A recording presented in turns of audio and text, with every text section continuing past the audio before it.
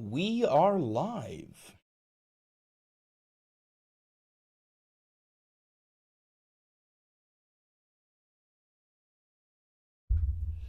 We are live. We are live.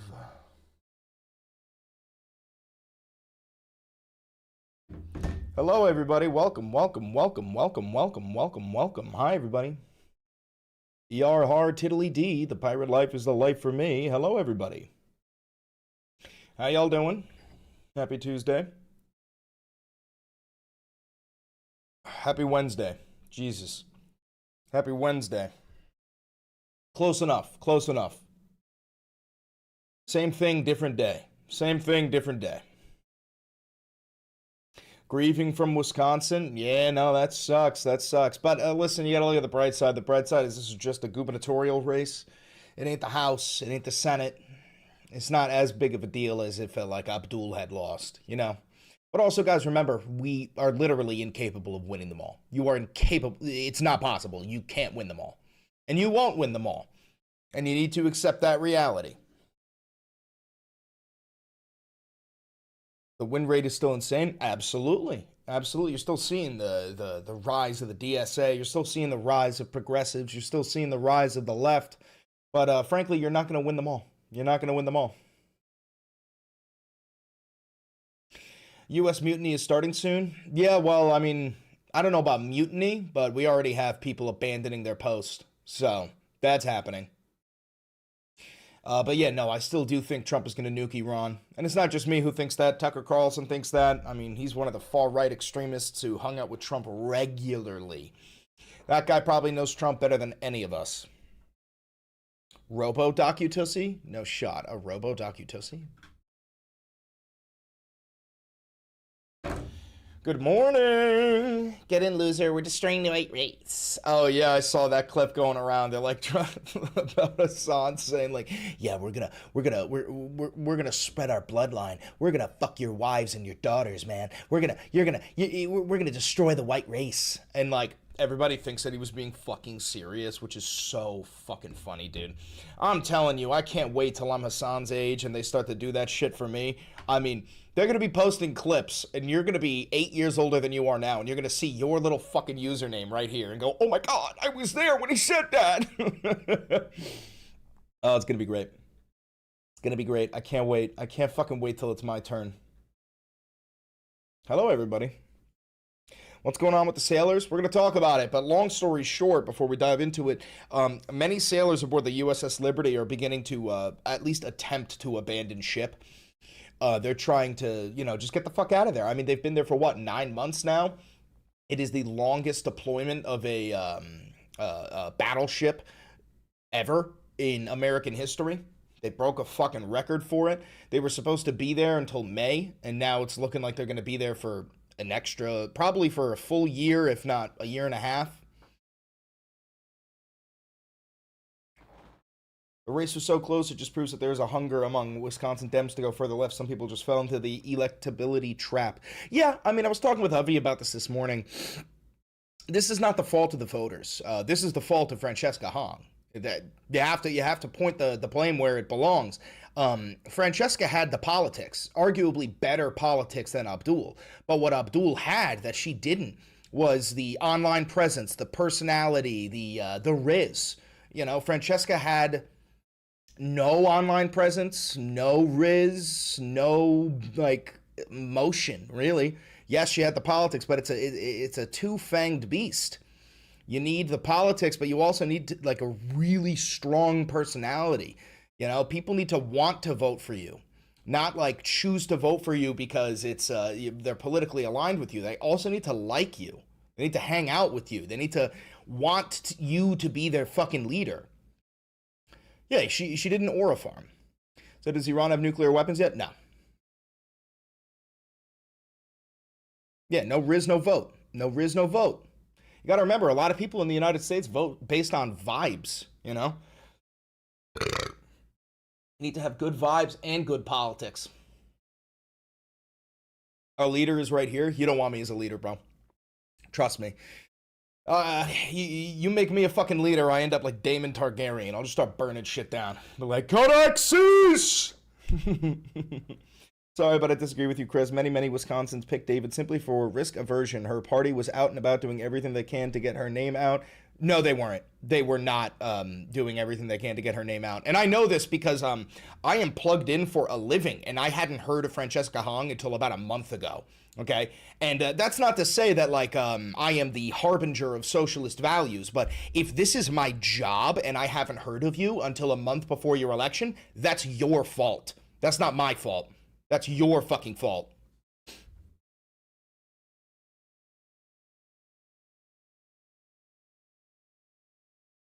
I live in Michigan. Abdul would have easily had my vote based on his vibe alone. That's kind of what I'm saying. You know, and the reason why you knew his vibe was because they were pushing his stuff out on social media en masse. He was doing those little songs and dances. He was doing a lot. He was doing a lot. Francesca was not doing a lot.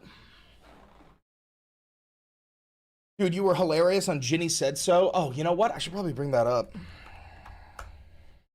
I'll bring that up for you. Yeah, that shit was fun.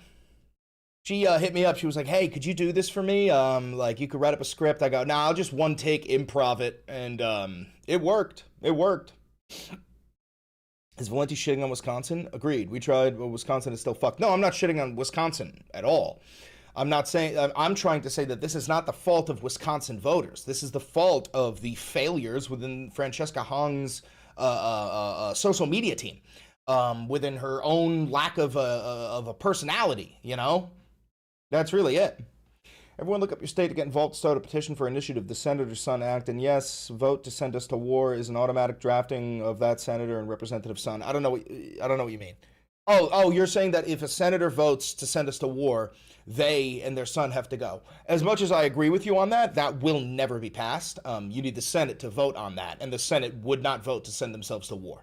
So that would just be a symbolic thing. But I would absolutely endorse that. Yeah, if you had no idea who someone was until a month before the election, the blame isn't on you. Exactly. Dude, I knew who fucking Abdul was a year before his race. I was talking with Abdul a year before his race. Like, that's just how it is. I knew who Zoran Mamdani was, like, a fucking year before his race.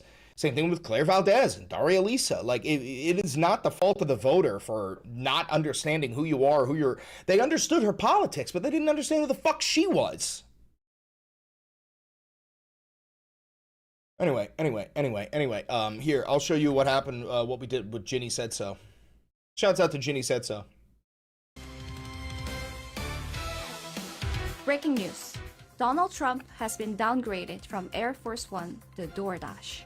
New reports reveal that during his trip to Turkey in July, he made a sneaky move switching planes using a catering truck.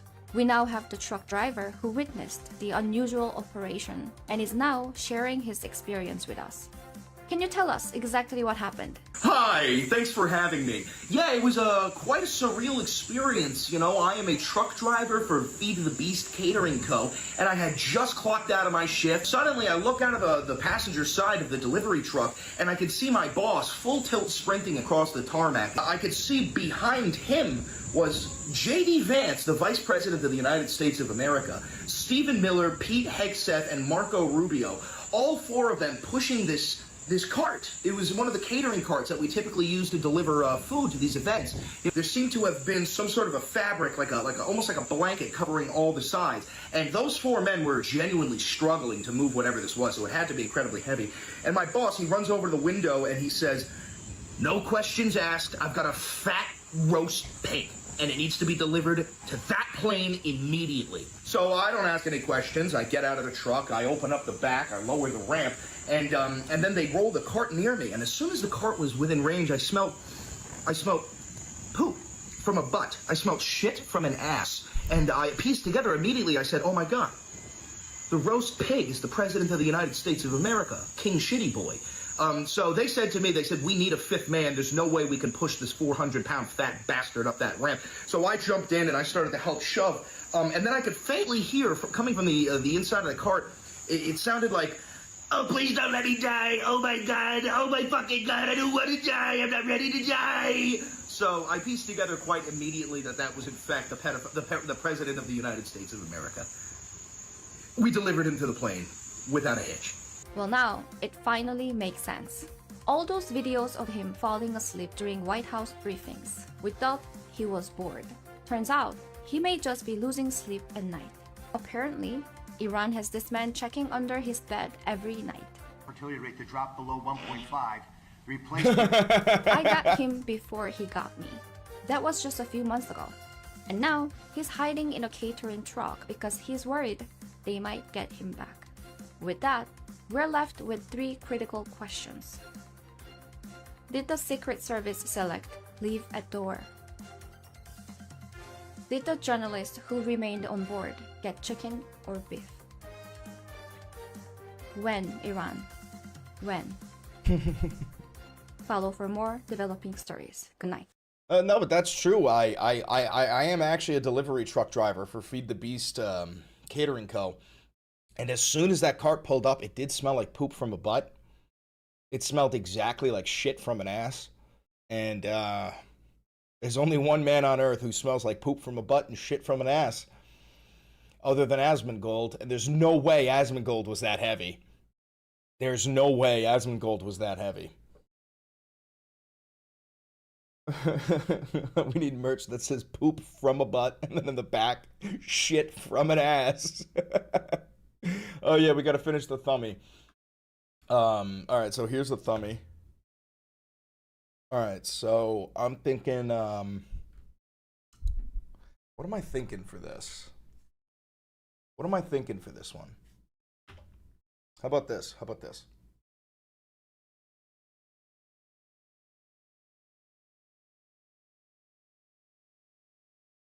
How about that? Like, get the fuck out of here. Like, jump, get the fuck out of here. Abandoned ship, you know? Let's see it. Let's see it.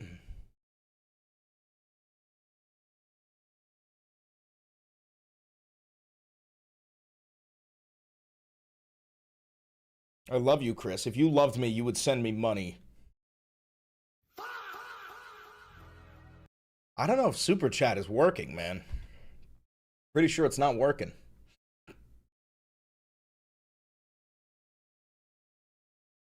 Okay, I don't love you. Yeah, that's how it goes. That's how it goes. That is how it goes. You know?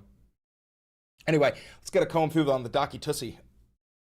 Get a comb through on the Docu Tussie. And also, real quick, Lord of the Rings, War of the North, 60 frames per second, HD remastered, 10% off on the Microsoft Store. Are we kidding? Are you dead ass? Are we dead ass? Unreal, bro. My jaw hit the floor when I saw that on the Microsoft Store. I mean, I saw an Instagram post about it, and I immediately said, that's not real. They wouldn't ever do that. Nothing good in this world exists.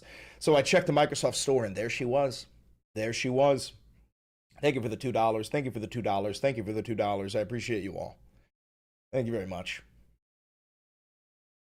Chris, let the Valentis out. You want to see my Milkies? No. No. No. No. No. Simply no. Bro, I got so much nut built up, my milk is almond.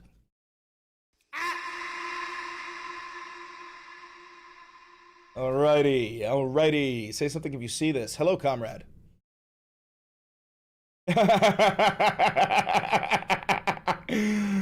Love in form of currency. Thank you for the $10. What do we think? Let me get a gander. Let me get a propaganda at those nippies. I like it. Can we make him smaller and me bigger? Can we make him smaller and me bigger? Yeah.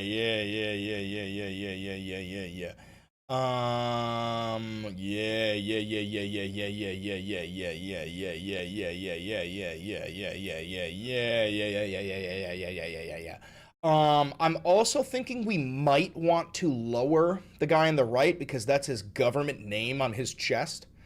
That we might just want to lower him so that his government name is not on the thumbnail, because that seems like a a real picture of a real member of the United States military.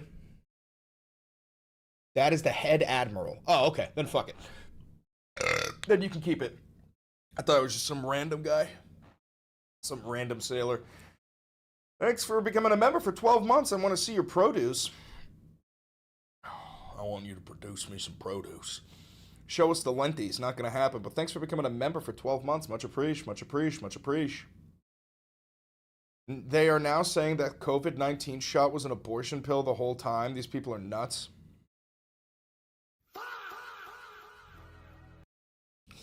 What? What?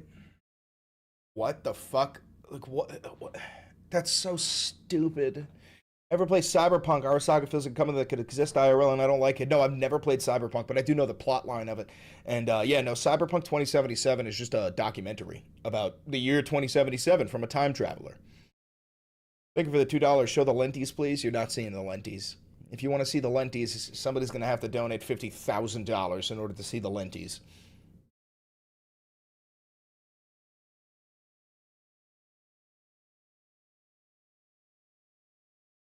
Lick the fucking stream, you goddamn chuds. Alright, let's comb through the docutussie. See what we got. Vibe check. The Middle East is getting used to a new normal with the Strait of...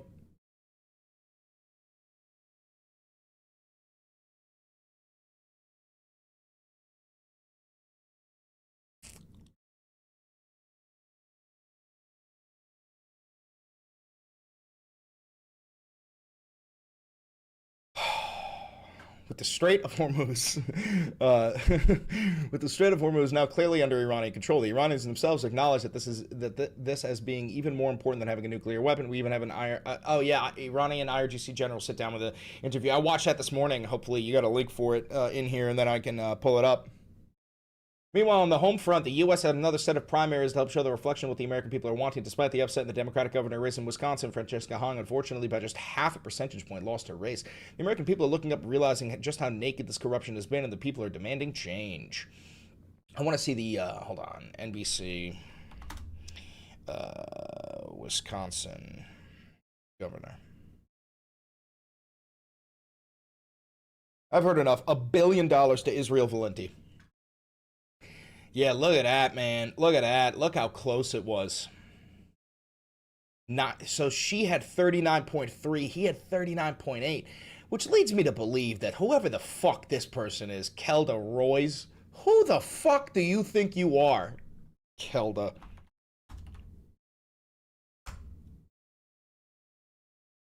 Who was she running on? Was she running on, like, independent? Was she independent?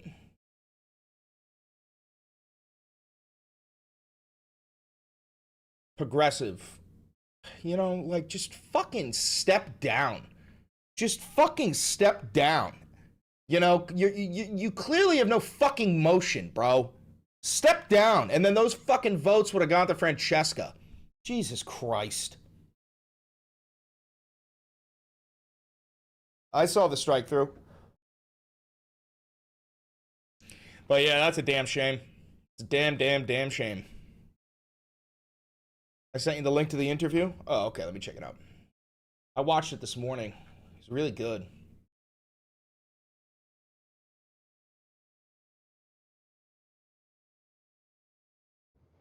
As the war with Iran. Have that one queued up.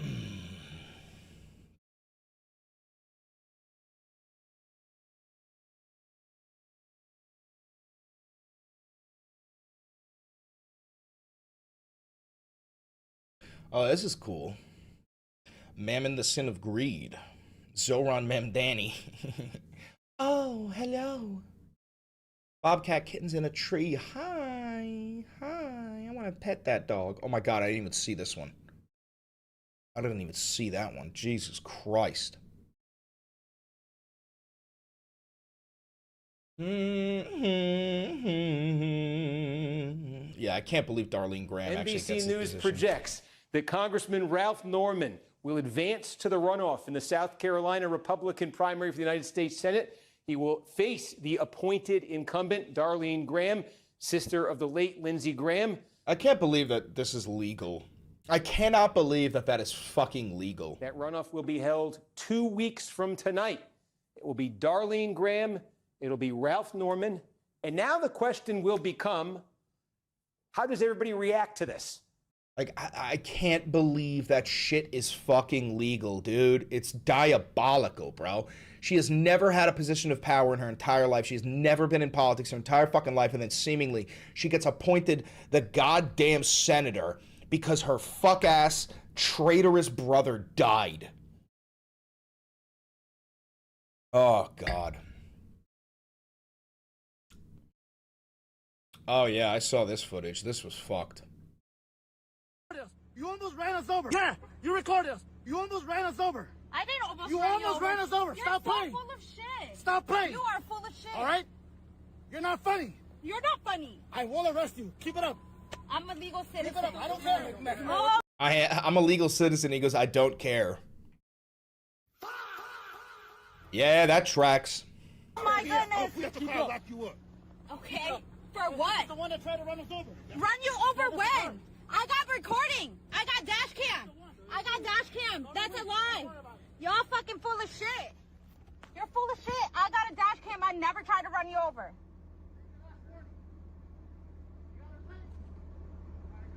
It don't fucking matter. I ain't scared of y'all. The fuck? Y'all some bitches.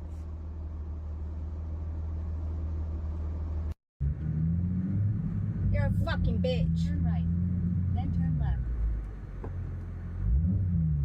Yeah, they boxed her in. Are you really? Are you following us? No, I'm not. Are you following us? I'm actually This is your leaving warning, man. cards. I'm leaving cards. Just so you know, you need to stop following us. All right? No, she doesn't. No, she doesn't.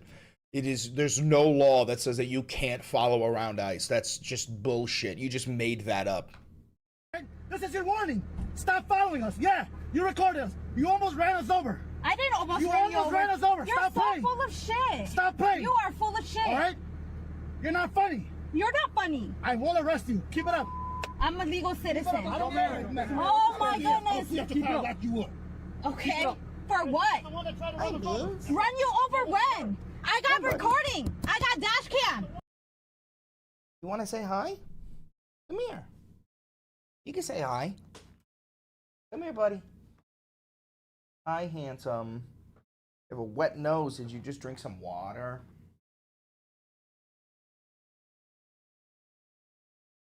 Hi, handsome.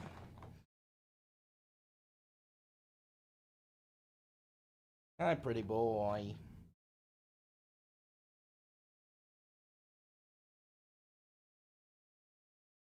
Look at this guy. Look at this guy. Oh, you want to go? You can go. Pretty guy. Hey.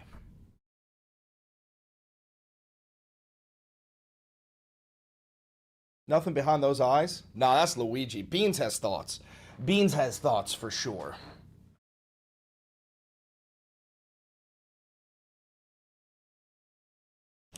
But yeah, no, I mean, I saw this footage. I mean, it shouldn't surprise you. The unfortunate reality is this is not unique behavior from ICE. This is not unique whatsoever. This is like run-of-the-mill ICE behavior.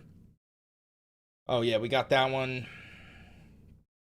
Dave Smith calls Hassan Piker a dangerous radical. Also gives a softball interview to Nick Fuentes. No shot. Video so far is pretend that Mao Zedong, you pretend you're not minimizing his atrocities when you clearly are, and then you just do this thing which all of the democratic socialists are doing, where you masquerade as a moderate. You just pretend to be a...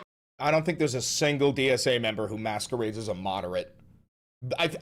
Being in the DSA is quite literally antithetical to being a moderate. What the fuck are you talking about? But also, yes, no, you can absolutely minimize the atrocities of Mao Zedong because that's what Americans do for all of our leadership. That's the point. That's the point. It's pointing out the fucking hypocrisy and being like, well, listen, the Great Leap Forward, it led to China becoming a global superpower, which is a fact. And then they go, but you're glossing over the millions of people that were killed. Okay. How many millions of people did the American Empire kill? Especially if you include the Native Americans. If you include the Native Americans, it's upwards of 250 million people we slaughtered. Because the Native Americans, we killed, what, 60 to 80 million of them? And that was in, like, the fucking 1700s? I mean, also all throughout the 1800s. But, like, the amount of fucking people that the United States Empire has killed since its inception is probably, actually 250 million, maybe a high ball. It's probably between 100 and 200 million people. That is the point. Jesus. Moderate as soon as you get called out on having to stand moderate as soon as you just pretend to be a moderate as soon as you get called out on having to stand by any of those beliefs. And that's not cancel culture. That's just me saying you can't defend your own positions here. Don't act like you were just trying to get it there. No, we were just saying like maybe 1 or 2 more regulations. Okay, if you were saying 1 or 2 more regulations, I'd disagree with that, but that'd be a separate argument. What you've been saying is workers of the world unite and all that shit. What the fuck is the problem with workers of the world unite? How is that a fucking problem? What the fuck?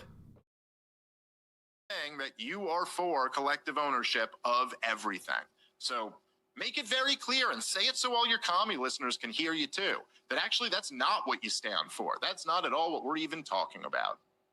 And you're just being hysterical if you even think that's part of it.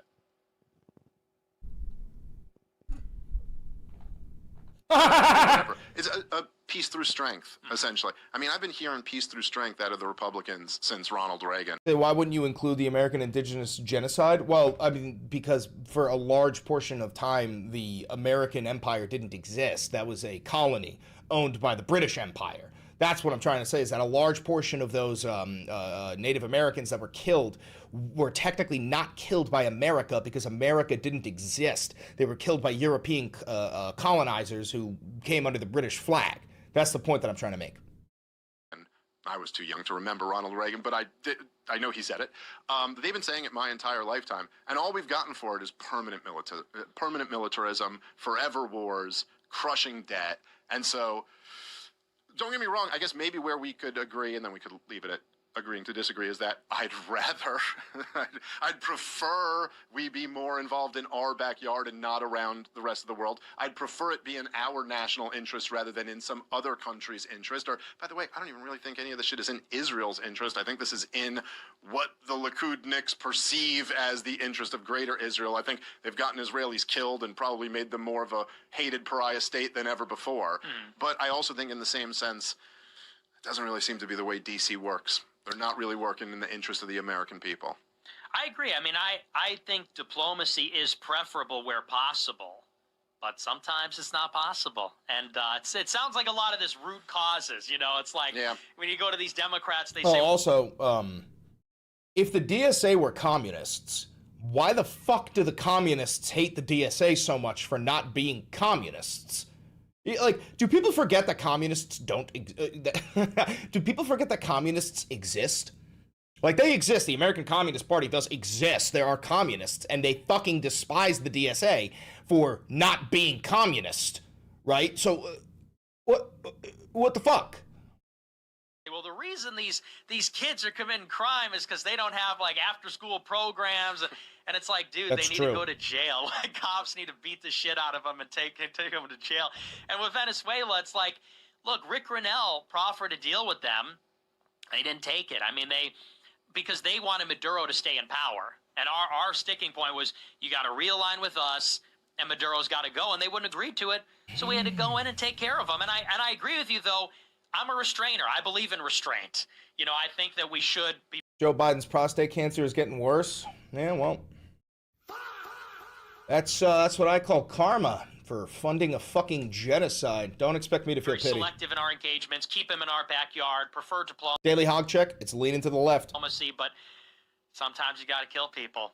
Sometimes you got to do it. I wouldn't necessarily disagree with that, but also I think there's a lot going on that we don't know about there, and I think Maduro was all... There's also slavery in the United States of America. The fact of the matter is that socialist communists are graded on a curve. Correct. I also argue that the transatlantic slave trade and the chattel slavery of Africans headed over to the United States of America is arguably so much worse than historical slavery that it deserves its own word. And it does. It has chattel slavery, right? But, like, There was slavery throughout pretty much all of human history, and none of it was nearly as bad as the transatlantic slave trade of Africans to the United States of America. It's complete. That was so unbelievably different than like, oh my God, you stole a loaf of bread.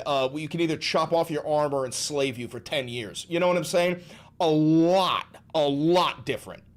Tied in with the CIA and a whole lot of stuff going on that we're not aware of. Okay. I'm glad you prefer diplomacy first. Yeah, well, I mean, Dave Smith is a fucking charlatan, bro. He's just a chimpanzee. Easy money at the Trump rallies? Oh, what is this? Welcome to Easy Money. I'm here in Washington, D.C. We're asking easy questions and giving away money for every correct answer. Let's have some fun. You ever played Easy Money? No, I never played Easy. You never played Easy Money? Ever? No, never. I'm going to ask you easy questions. You give me the answers, you win some cash. Is the Earth round or flat? Flat. I don't think it's perfectly flat. Okay. Is Elvis alive? Yes.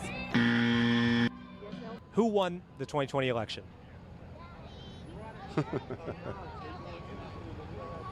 President Trump did. See, listen, you can't progress as a society when people like this exist. Like, the unfortunate reality of the matter is we do need some authoritarianism. These people should be forced into re-education camps. And if they refuse to go, like, when I say forced, I mean you give them an option.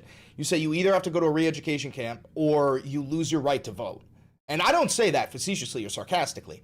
If you are a grown adult and you believe that the earth is flat and Elvis is alive and Trump won the 2020 election and JFK is still alive, all this shit, you shouldn't have the right to vote. You should have your children taken away from you. I think you should be fucking sterilized. Like, I don't feel like this is controversial. I'm not used to the buzzer sound. The buzzer sound. I know you. That's wrong for you. Yeah, the buzzer sound. It's just, I'm not used to it. Yup. Yeah, it's just like, it's very irritating, isn't it? Is Joe Biden alive? No, he's not. Buzzer sound. Is JFK Jr. alive? Oh. Oh man. It's easy money, man.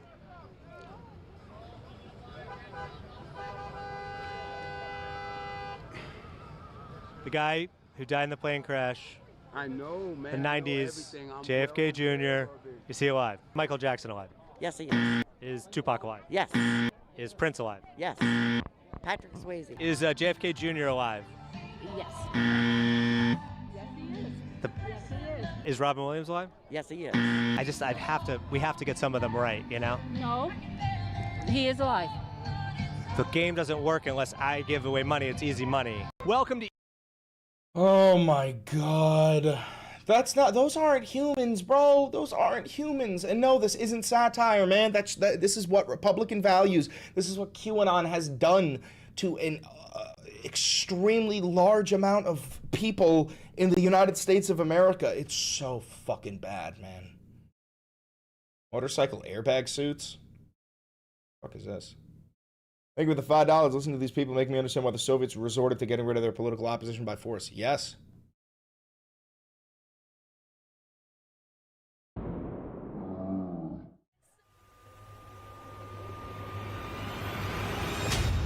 Nice. That's cool. Former IDF soldier went on a podcast smiling and bragging. Dude, I'm not kidding about this. I'm not kidding. I was asked to be a part of this. They wanted like a whole bunch of people to debate that fucking guy, but it was twofold. One, I'm not going to say the name of anybody here. I don't want to throw anybody under the bus. But one, I feel like the guy who owns the show is a little bit of a charlatan. And two, I was not going to travel to Las Vegas just to debate some psychopathic baby killer.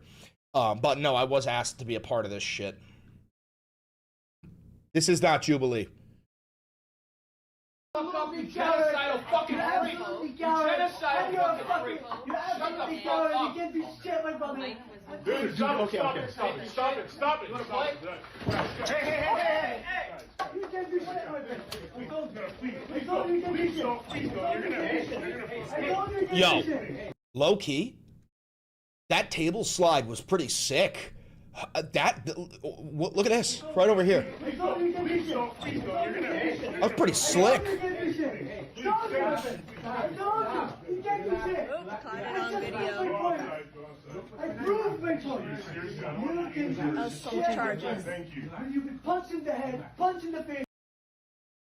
I mean, listen, that is a normal human reaction when somebody says, yeah, I ordered the airstrikes that killed a whole bunch of children, and yes, I knew it was going to kill children, and I'm glad those children died. When somebody says something like that, the normal human reaction is, I gotta beat the fuck out of you, bro. Like, that is the normal reaction you should have. I don't see a problem with that. Anyway. Yeah, I got this one ready to go. Yeah, I got this one ready to go. Iranian lawmaker says the Strait of Hormuz is more powerful than a nuclear bomb. Well, I wouldn't say that, but it is almost as powerful. Chris, you should give us a table slide short later. I think you could do it better, probably. Yeah, well, I mean, the Iranians are essentially using the Strait of Hormuz like a nuclear bomb. The threat of keeping it closed forever.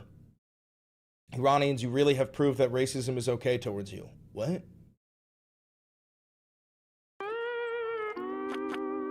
What? I don't even know what you mean. I don't even know what that fucking means. Anyway.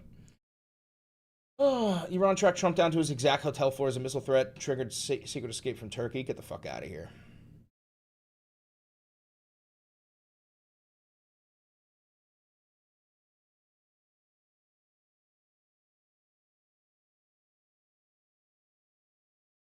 Iran reportedly knew Trump's hotel floor. Get the fuck out of here. I believe it, though.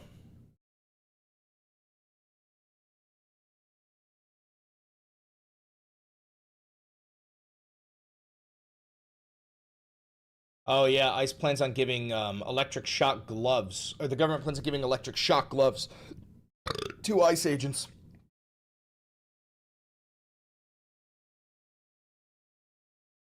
ICE to spend $20 million on gloves that can deliver a painful electric shock. According to the manufacturer, the shock is usually effective in bringing individuals into compliance in less than 3 seconds. That's so fucking crazy, dude. It's kind of like a bee sting. I still feel like it's going to be nowhere near as effective as a taser, and also, like, a whole bunch of these ICE agents are going to, like, turn on their electric shock gloves and then, like, try to detain somebody and then, like, touch their fellow ICE agent and, like, fucking zap them, and it's going to lead to, like, panic, and then people are going to get shot, you know? And also, I feel like an ICE agent will turn on his shock glove and then try to touch his gun, and then, like, it'll fucking electroshock the gun, and then a round will go off. It'll be really fucked up. This is just going to... And also, friendly reminder that ICE still doesn't wear body cams. They still don't wear body cams, despite the fact that the money was allocated for them to wear body cams. I will include this one. The Patriot Games. Finally, it's here. Patriot Games. Woo! We're heading there now, so let's go check it out. We're gonna get him checked in. He checks in today. The actual competition starts on Sunday. So we headed down the hallway. You can spread out. What is this? This is a dream. Max is representing Florida for the 2026 Patriot Games. Oh, that's fucking stupid. The Assistant Attorney General released the slip opinion, the initial and thankfully not binding rough draft explaining the court's decision on applicability of executive privilege of presidential communications with private advisors. The official TLDR provided executive privilege can apply to the presidential communications with private advisors so long as the communications relate to official presidential decision-making, involve or reflect communications with the president or his direct advisors, and are confidential. The courts have decided that if the president talks to someone who is not one of the official advisors of the executive branch, if the communications have to do with official decisions, if it talks about the conversations with official advisors, or if it's secret. In my opinion, it's 21 pages of excuses and whataboutism saying, well, all the other presidents were allowed to hide stuff, why can't we? See, they all did it, and there you have the case. Ellie. Yeah, I mean, listen, you should never expect the law to hold the president to the accountable to the point where he has to share secrets. Laws don't apply to presidents. That's not a joke. Laws do not apply to presidents. Presidents can commit murder. Presidents can order war crimes. Presidents can embezzle money. Presidents can do whatever the fuck they want. No law will ever apply to them. They will never be thrown in prison. This is how the United States of America operates. We will never throw a former or current president in prison because it is such a tremendous sign of weakness in the global stage. We're not like that. We don't have that dog in us, whereas a lot of other nations will straight up fucking execute their presidents or at least throw them in solitary confinement. We will never do that. It's something that you have to understand. It's a pill you have to swallow. Halloween costume, Trump in a food cart. Patriot Games was a movie, yes, with what the fuck is Indiana Jones' name? Harrison Ford. Harrison Ford, yes. DOJ says Trump's outside advisors can be shielded by executive privilege. Todd Blanche immediately breaks his promise to GOP senators. Let's see. Ty Cobb, former Trump White House lawyer, compares Todd Blanche to being sworn at the Hitler consolidating power in 1934. Get the fuck out of here. Trump played it close to the vest when asked what he expects from the nation's top law enforcement officer. The anti-weaponization fund, do you think it's still alive at this point? And are there any options that you're looking at to perhaps... Well, that'll be up to Todd Blanche. Which is a sort of incredible thing to say, because Todd Blanche, was not going to be confirmed over this very issue. He only got past confirmation after he agreed to sign a document formally rescinding the fund. Out front now, former Trump White House lawyer Ty Cobb. So, whoa, when you take that whoa, brother! Mustache alert! King Mustachio alert! Oh, wow. I don't know what side this guy's on, but I'm on his side. That's a man that I want operating a Gatling gun during the Second Civil War. Look at this. Eventually signed that, even though he wasn't going to sign it, right? But they You don't remember him? I think I do. I think I remember the stash. I think I remember watching this clip. And then he had to do it to get confirmed. And then Trump comes out and says, quote, that will be up to Todd Blanche when it comes to whether the anti-weaponization fund is dead. What's Trump saying? Well, I think he's passing the buck. I mean, basically, we all know that Todd Blanche was going to do whatever the president asked. That's his history. And keep in mind that Todd Blanche drafted that order, not the Senate. Chatter says, now that's a fuck stash, and then corrected themselves and said fucking with a star. Nope, leave it as is. That's a fuck stash, bro. Could you imagine getting eaten out by that? It pops up to say hi. Are you kidding me? Senators. I mean, the wordsmithing in it is very, very clear. It's really not worth anything more than a press release. It has no legal force in effect. In fact, the agreement between the president and his family with regard to the fund and with regard to his IRS immunity says it can't be revised without the signatures of all the parties. All right, what else do we got? Last night, our movement felt a stumble as Francesca Hong just barely failed to secure a seat for the Wisconsin governor, but our movement is more than one seat. We take pride in our DSA victories. The striking distance we put ourselves when the game is already rigged, and we know that Bernie Sanders' 5 attempts to finally secure his seat. And look at the motion we have, even when the national DSA nor major Democratic Socialists endorse our candidates. You know, it's a conversation people aren't ready for. That national DSA. There will be a moment in the future where the DSA becomes a national movement. Okay? And what that means verbally, what that means symbolically is National Socialism. That's also, if you're very unread on history, that's what Nazi stands for, is National Socialism. The thing is, they were hiding themselves under the cloak of socialism when they were in fact fascists, right? That is going to happen, and then eventually you're going to see Fox News and whatnot just going absolutely buck wild crazy, even though you had, what's his name, Greg Gutfeld being like, yeah, no, like, we should take back the word Nazi. Like, what's up, my Nazi? You know, like, he did say that. But yeah, no, that day is going to be a rough, rough day. Minnesota House Speaker Lisa DeMuth has defeated Trump-endorsed pillow guy. Yeah, we're going to be talking about that. Refusing to drop out, claiming voter irregularity. Oh, yeah, I haven't seen the video of this yet.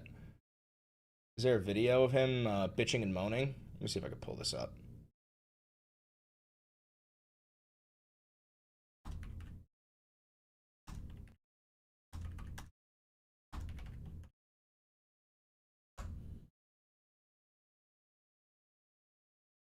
Everybody, here's the next report, everybody. That's so loud.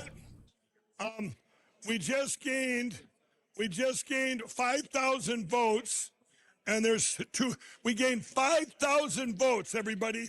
And the last 13,000 votes that were counted, we got 5,000. We gained 5,000 votes. So let's think about this. That means I got 10,000, and the rest of them got 3,000. If this is a sign, we will have the lead within an hour. I mean, this is big news. This is, what is the EP? The votes are counted? He refuses to concede. Refused to concede.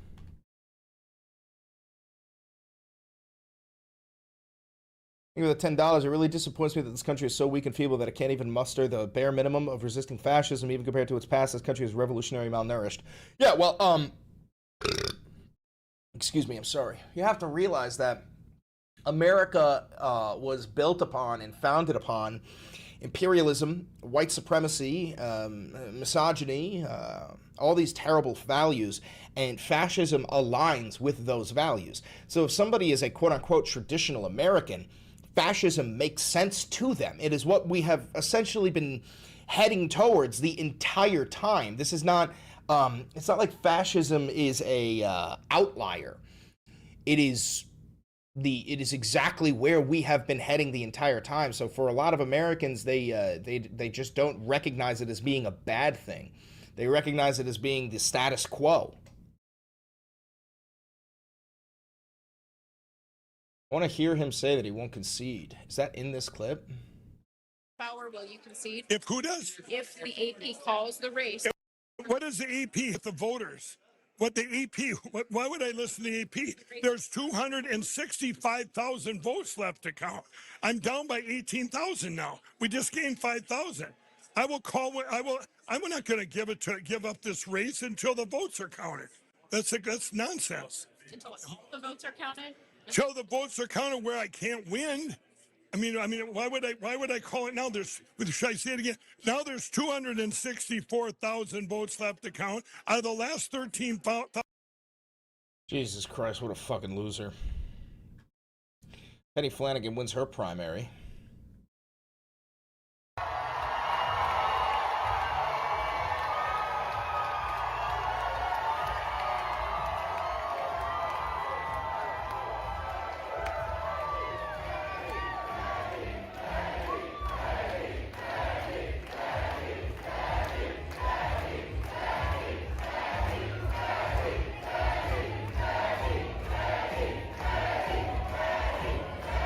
Is Hahn going to demand a recount? Probably not, no. Probably not.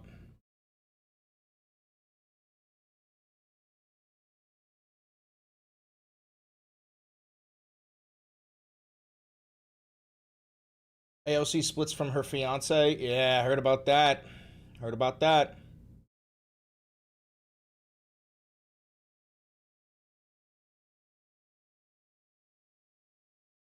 You now see what tell me, you now see what Senator Ron Johnson was able to release. What are your thoughts?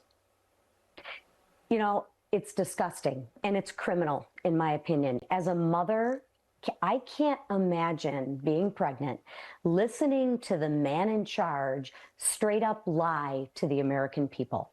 You try so hard to get pregnant, and then you listen to him. Oh, in fact, I think he actually said that there was never a risk of pregnancy, never a risk. When in fact, the New England Journal of Medicine said 82% of women who got the vaccine in their first or second trimester had a miscarriage.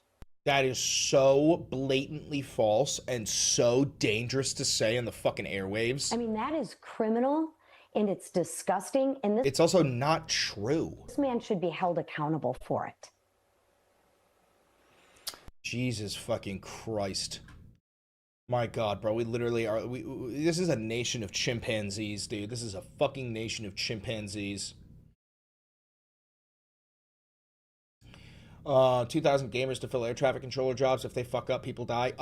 Controversial opinion here. There's absolutely nothing wrong with gamers turning into air traffic controllers. that actually tracks. That makes perfect fucking sense, dude. That makes perfect, like, these fucking people are spending all goddamn day in the computers. Like, I don't think that's a problem whatsoever, but I'll take a look at it.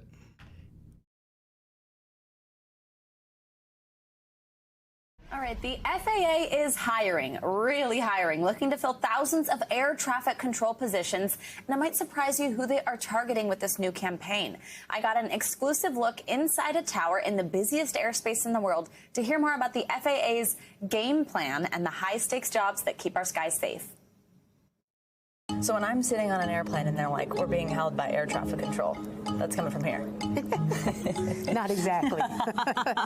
Something kind of like that. Not exactly. Danielle Sheffield works at LaGuardia's Air Traffic Control Tower in New York City.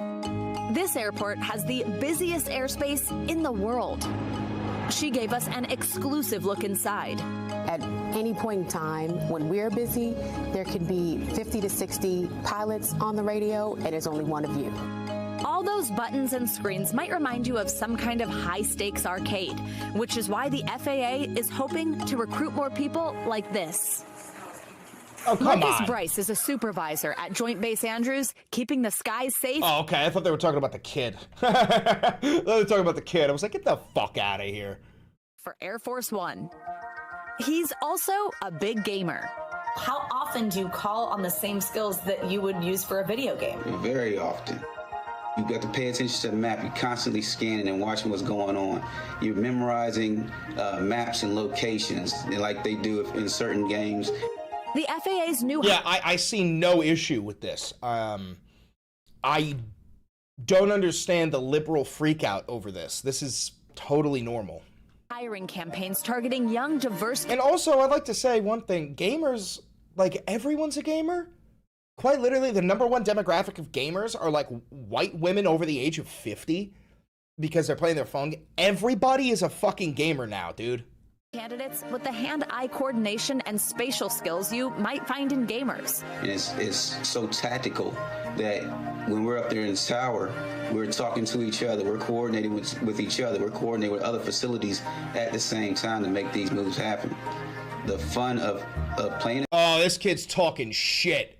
This kid is talking shit in between rounds. You fucking pussy-ass bitch. You suck. Oh, if you got one of those... then you're talking shit. Video games also in the work of doing air traffic controlling. Anyone 18 to 30 can apply during their open enrollment period. This is the first time that they're specifically asking for people with gaming skills. It totally makes sense. I can definitely see how those skills would correlate between gaming and air traffic control. When he tells him clear for takeoff, you will then see Delta begin to roll. Oh, yeah. Who gives a fuck about that? Mark Zuckerberg's AI manifesto. I'm not fucking reading that.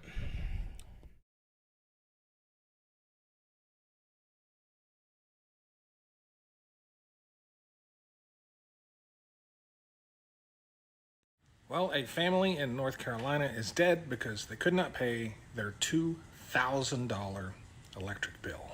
Yeah. And you wonder why I talk about electric bills so much.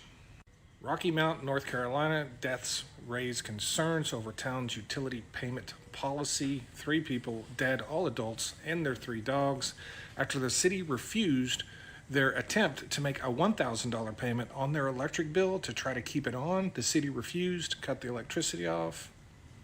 Now they're all dead. Now, the even crazier part of this story is Rocky Mount, North Carolina is not a big city. It's a relatively small town, and there's over 200 accounts in that town whose electricity is currently disconnected because electricity prices and bills are so high.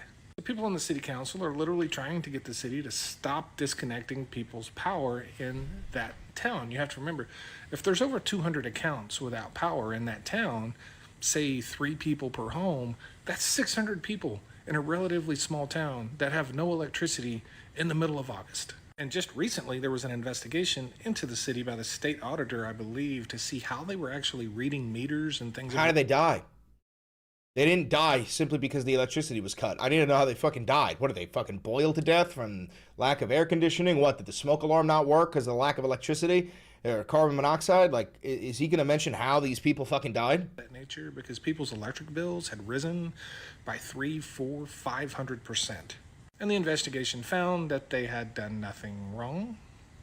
I just want to stress, if you make the average wage in North Carolina, which is about $30 an hour, you have to work 2 full weeks. You have to work 83 hours to pay their too much. Rocky Mountain deaths raised. Let me find this.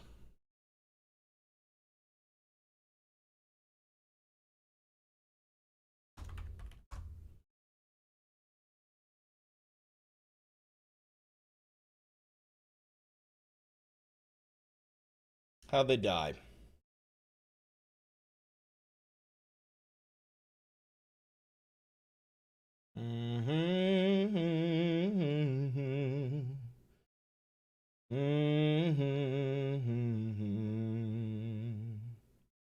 Even the fucking article doesn't include how they died. What the fuck? And happening tomorrow, the Rocky Mount City Council meets for the first time since the deaths of 3 family members. Relatives say the family's electricity was cut off just before the tragedy. Now they're questioning whether that played a role. Tom George joins us live from outside the Raleigh Eyewitness News Center. And Tom, people are concerned about what's happening in their community. Yeah, they are. And right now there is nothing specific on the council agenda for tomorrow, specifically dealing with that, only a generic update from the city manager. But in light of those 3 deaths that happened, it's sparking a lot of concern in the community. A memorial in Rocky Mount where 3 family members were found dead last week inside their home after a welfare check. Tracy and Kenny Swan and daughter Mihaela. Relatives say the electricity had been shut off days before they were found dead, and family members want to know if losing electricity may have contributed to their deaths. Authorities are investigating if a generator had been running in the house. Family members said the household owed more than $2,000 on an unpaid electric bill. How are they going to not include the cause of death here? Relatives said that when the family tried to pay off half the balance, the city would only accept full payment. Rocky Mount Mayor Sandy Robertson expressing his condolences in a statement. He also said, quote, "I have asked the city manager to explore whether there are opportunities to provide greater flexibility in our utility payment policies for residents who are making a good faith effort to pay their bills, while also ensuring that any changes protect the integrity of the system and prevent abuse." It all comes just weeks after a state auditor's office investigation into potential overbilling for electric services by the city last year. Thousands of electric customers complained in late 2025 after receiving 2 electric bills in the same month. The auditor's report says the confusion never caused customers to be double billed. And you'll remember that's not the first time that the state auditor's office has had the city of Rocky Mount under its microscope. A previous performance audit found what they found was significant overspending, leading the city to the brink of financial collapse. So obviously a lot of history there in Rocky Mount with those financial issues. And again, dude, that city... how are they not going to tell us the fucking cause of death and then ask us to blame the fact that they didn't have electricity and the cause of death? Like, literally, there is such a lack of information here that, like, you could say, yeah, maybe it was carbon monoxide, but you could also say maybe the fucking dad did murder-suicide. Like, that's how little information they're giving us. What the fuck is this story? What the fuck is this story? That is so stupid. That actually has me pissed off. What the fuck?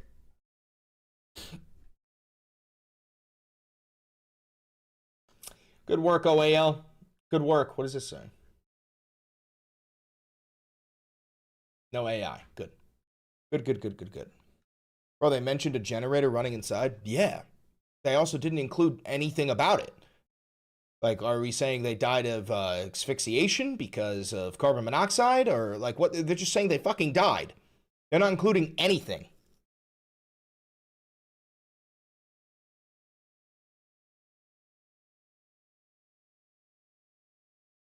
Dude didn't hear the words generator inside. No, I heard that. I don't understand why they're not including the cause of death.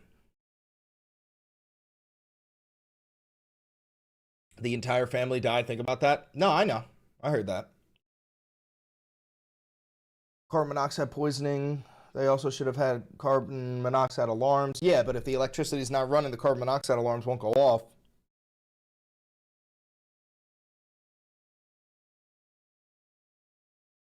Anyway. Alrighty.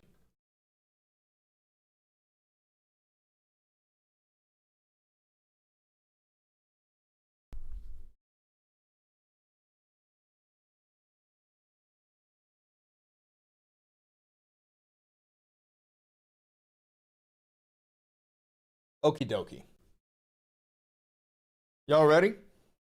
Y'all ready to kirk in?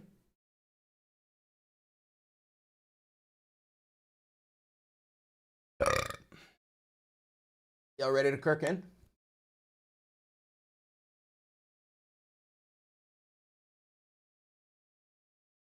Yeah, a generator being inside your house it's not necessarily a death sentence. It can be, but it's not necessarily a fucking death sentence. I mean, I stayed in a yurt once with a generator inside of it, and we didn't die. Oh, Chris is right. It's annoying that they didn't include the cause of death. Yeah, well, the thing is, not including the cause of death leaves it open for speculation. Just fucking tell me the cause of death, and then we can decide whether or not this is a real story. It feels purposeful. It feels like they're intentionally withholding the cause of death. A yurt would have airflow. So would a house. What do you think? Fucking houses are sealed? The fuck?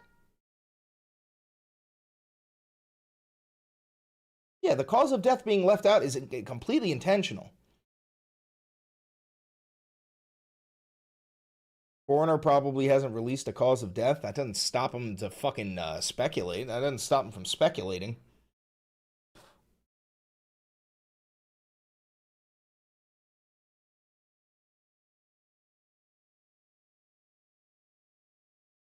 All right, y'all ready to go? Yeah, that's dog shit reporting, if I do say so myself. That is dog shit reporting. All right. Y'all ready to kirk? Google says they died of carbon monoxide poisoning. They didn't have functioning carbon monoxide alarms. Unsure if that's actually true yet, but Google says the cause of death was carbon monoxide poisoning. Well, if that's the case, then yeah, you could definitely throw some blame onto the electric company because, I mean, here's the thing. Even if you don't pay your fucking electric bill, there are some things that should be permanently running, even if the state or the city has to take the brunt of the payment, which is something like a fire alarm, you know, or a CO2 alarm, you know, shit like that. There are some things that must stay. Thank you for the $5, Heather. All right, time to kirk in. Y'all ready? Here we go.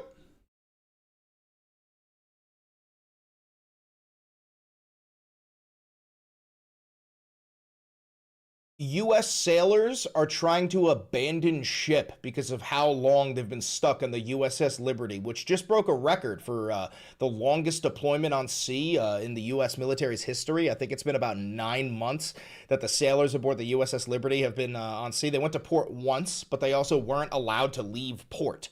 Right? Like you couldn't go anywhere other than like the fucking whatever commissary they have at the port.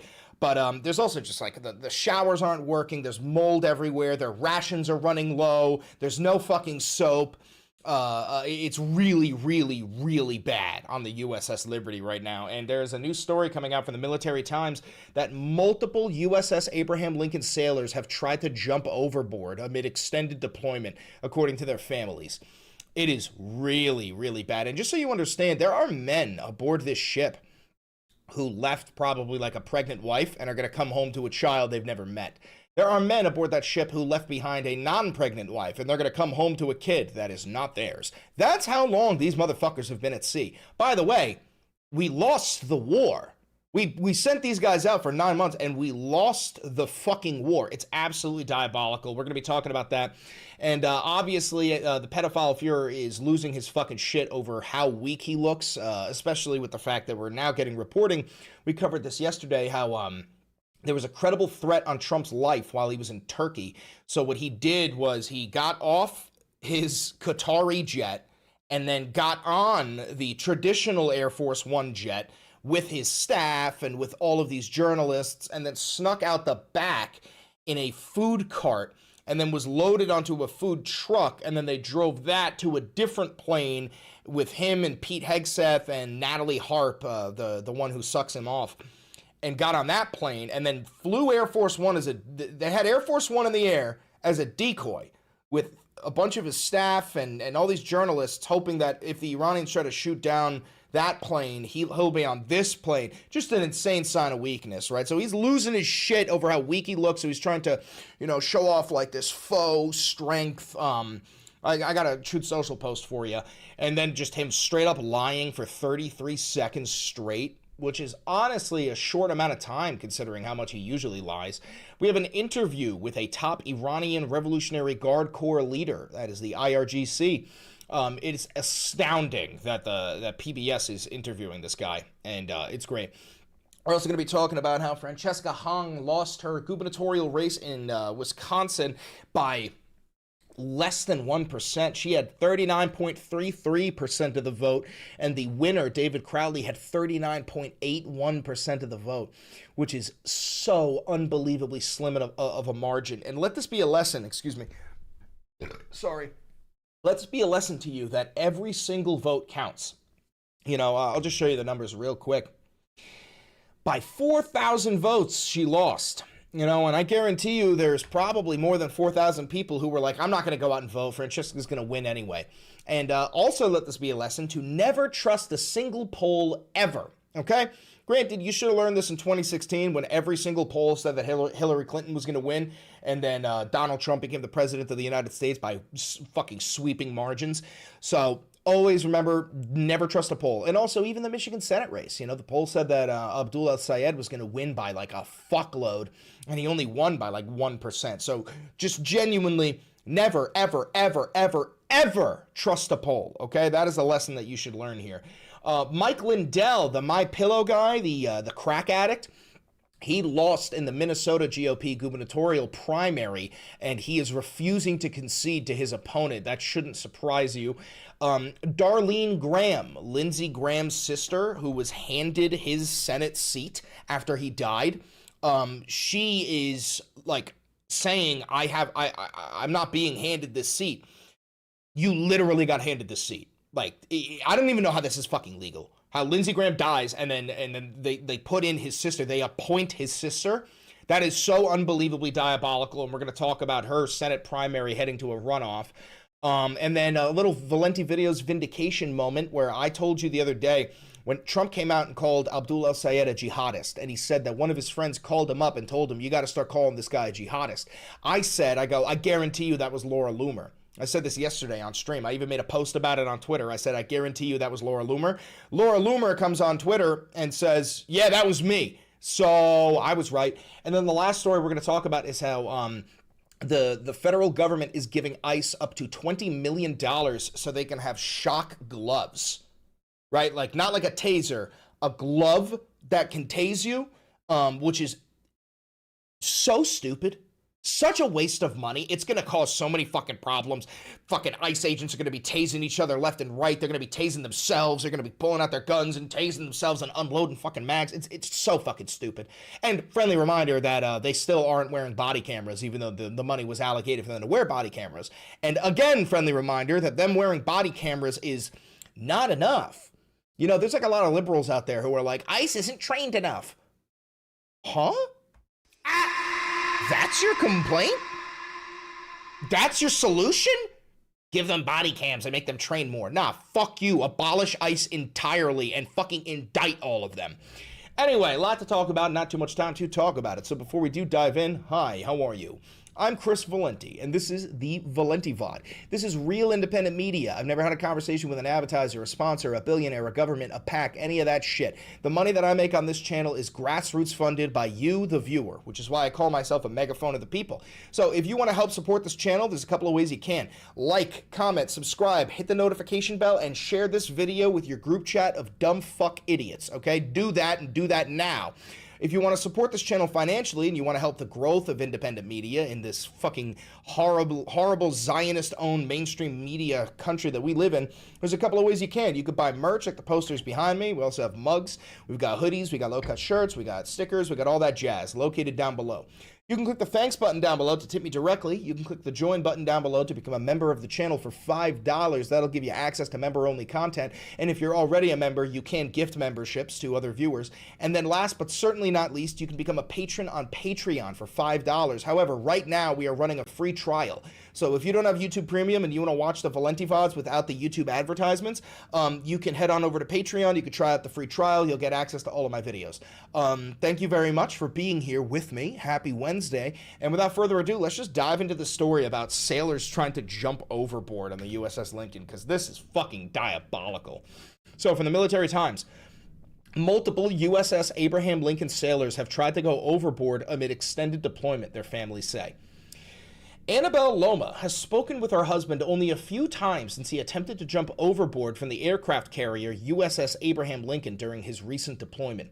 Communication has been difficult to come by, and he is now on medical hold. Loma, who lives in San Diego, said her husband had been repeatedly overextended before he tried to jump from the carrier. And the sailors on the USS Lincoln were supposed to come home in May, just so you understand. Quote, he's scared, Loma says. He thinks he'll get a dishonorable discharge, and just because he was burnt out. His 13-year career is ruined, just like that. That's not fair. That's not right. That's not what he should be worrying about right now. Loma said she initially received a call from the ship's ombudsman. I don't even know what that is. What the fuck does this mean? Independent neutral officer who investigates to help resolve complaints between individuals and organizations. All right, whatever. Received a call from the ship's ombudsman after the incident, but has not heard from anyone with the Navy in recent weeks. Lincoln's roughly 5,000 sailors and Marines remain on a deployment that began in November 21st.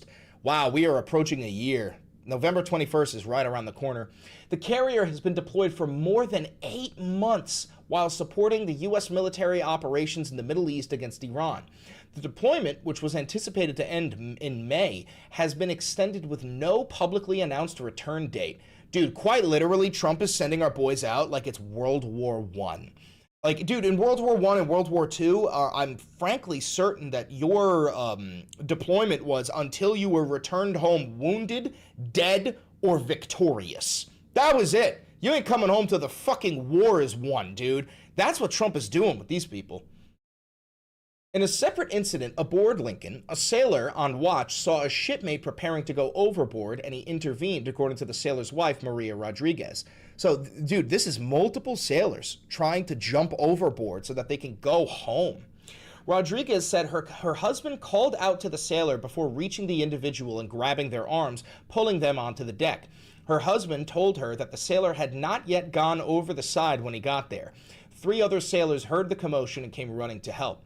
Rodriguez's husband told her about the incident several days after it happened. Quote, he said he hadn't felt adrenaline like that in his life, and he was just so thankful that he was able to get a hold of the sailor in time to stop them from going overboard, Rodriguez said.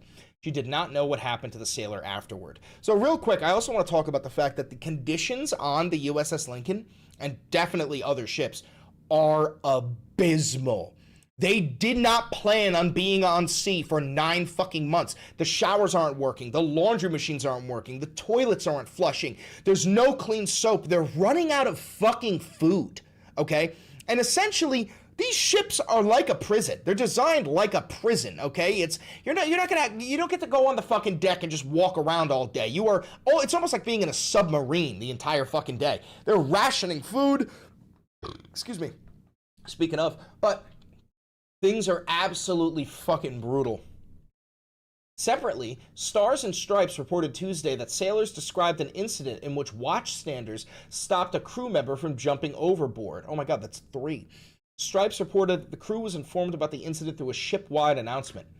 More than 200 family members attended a meeting in San Diego last week with Acting Secretary of the Navy Hung Cao. During a separate virtual meeting later that evening, families raised concern about the sailors' mental health, exhaustion, and safety, according to recordings of the meeting reviewed by MS Now. Vice Admiral Joseph Cahill, commander of Naval Surface Forces, acknowledged the strain on sailors and their families during the virtual meeting. Quote, we hear you loud and clear regarding the impact that this has on families, on service members, and on the long-term ability of us to sustain our forces' health, Cahill said, according to MS Now. Cahill described deployment resilience counselors and chaplains aboard warships, along with Human Factors Council designed to review factors affecting sailors' well-being and identify related risks. The Navy has said Lincoln's leadership is continuously assessing sailors' psychological readiness, and that the carrier has access to counselors, chaplains, medical professionals, and other support services.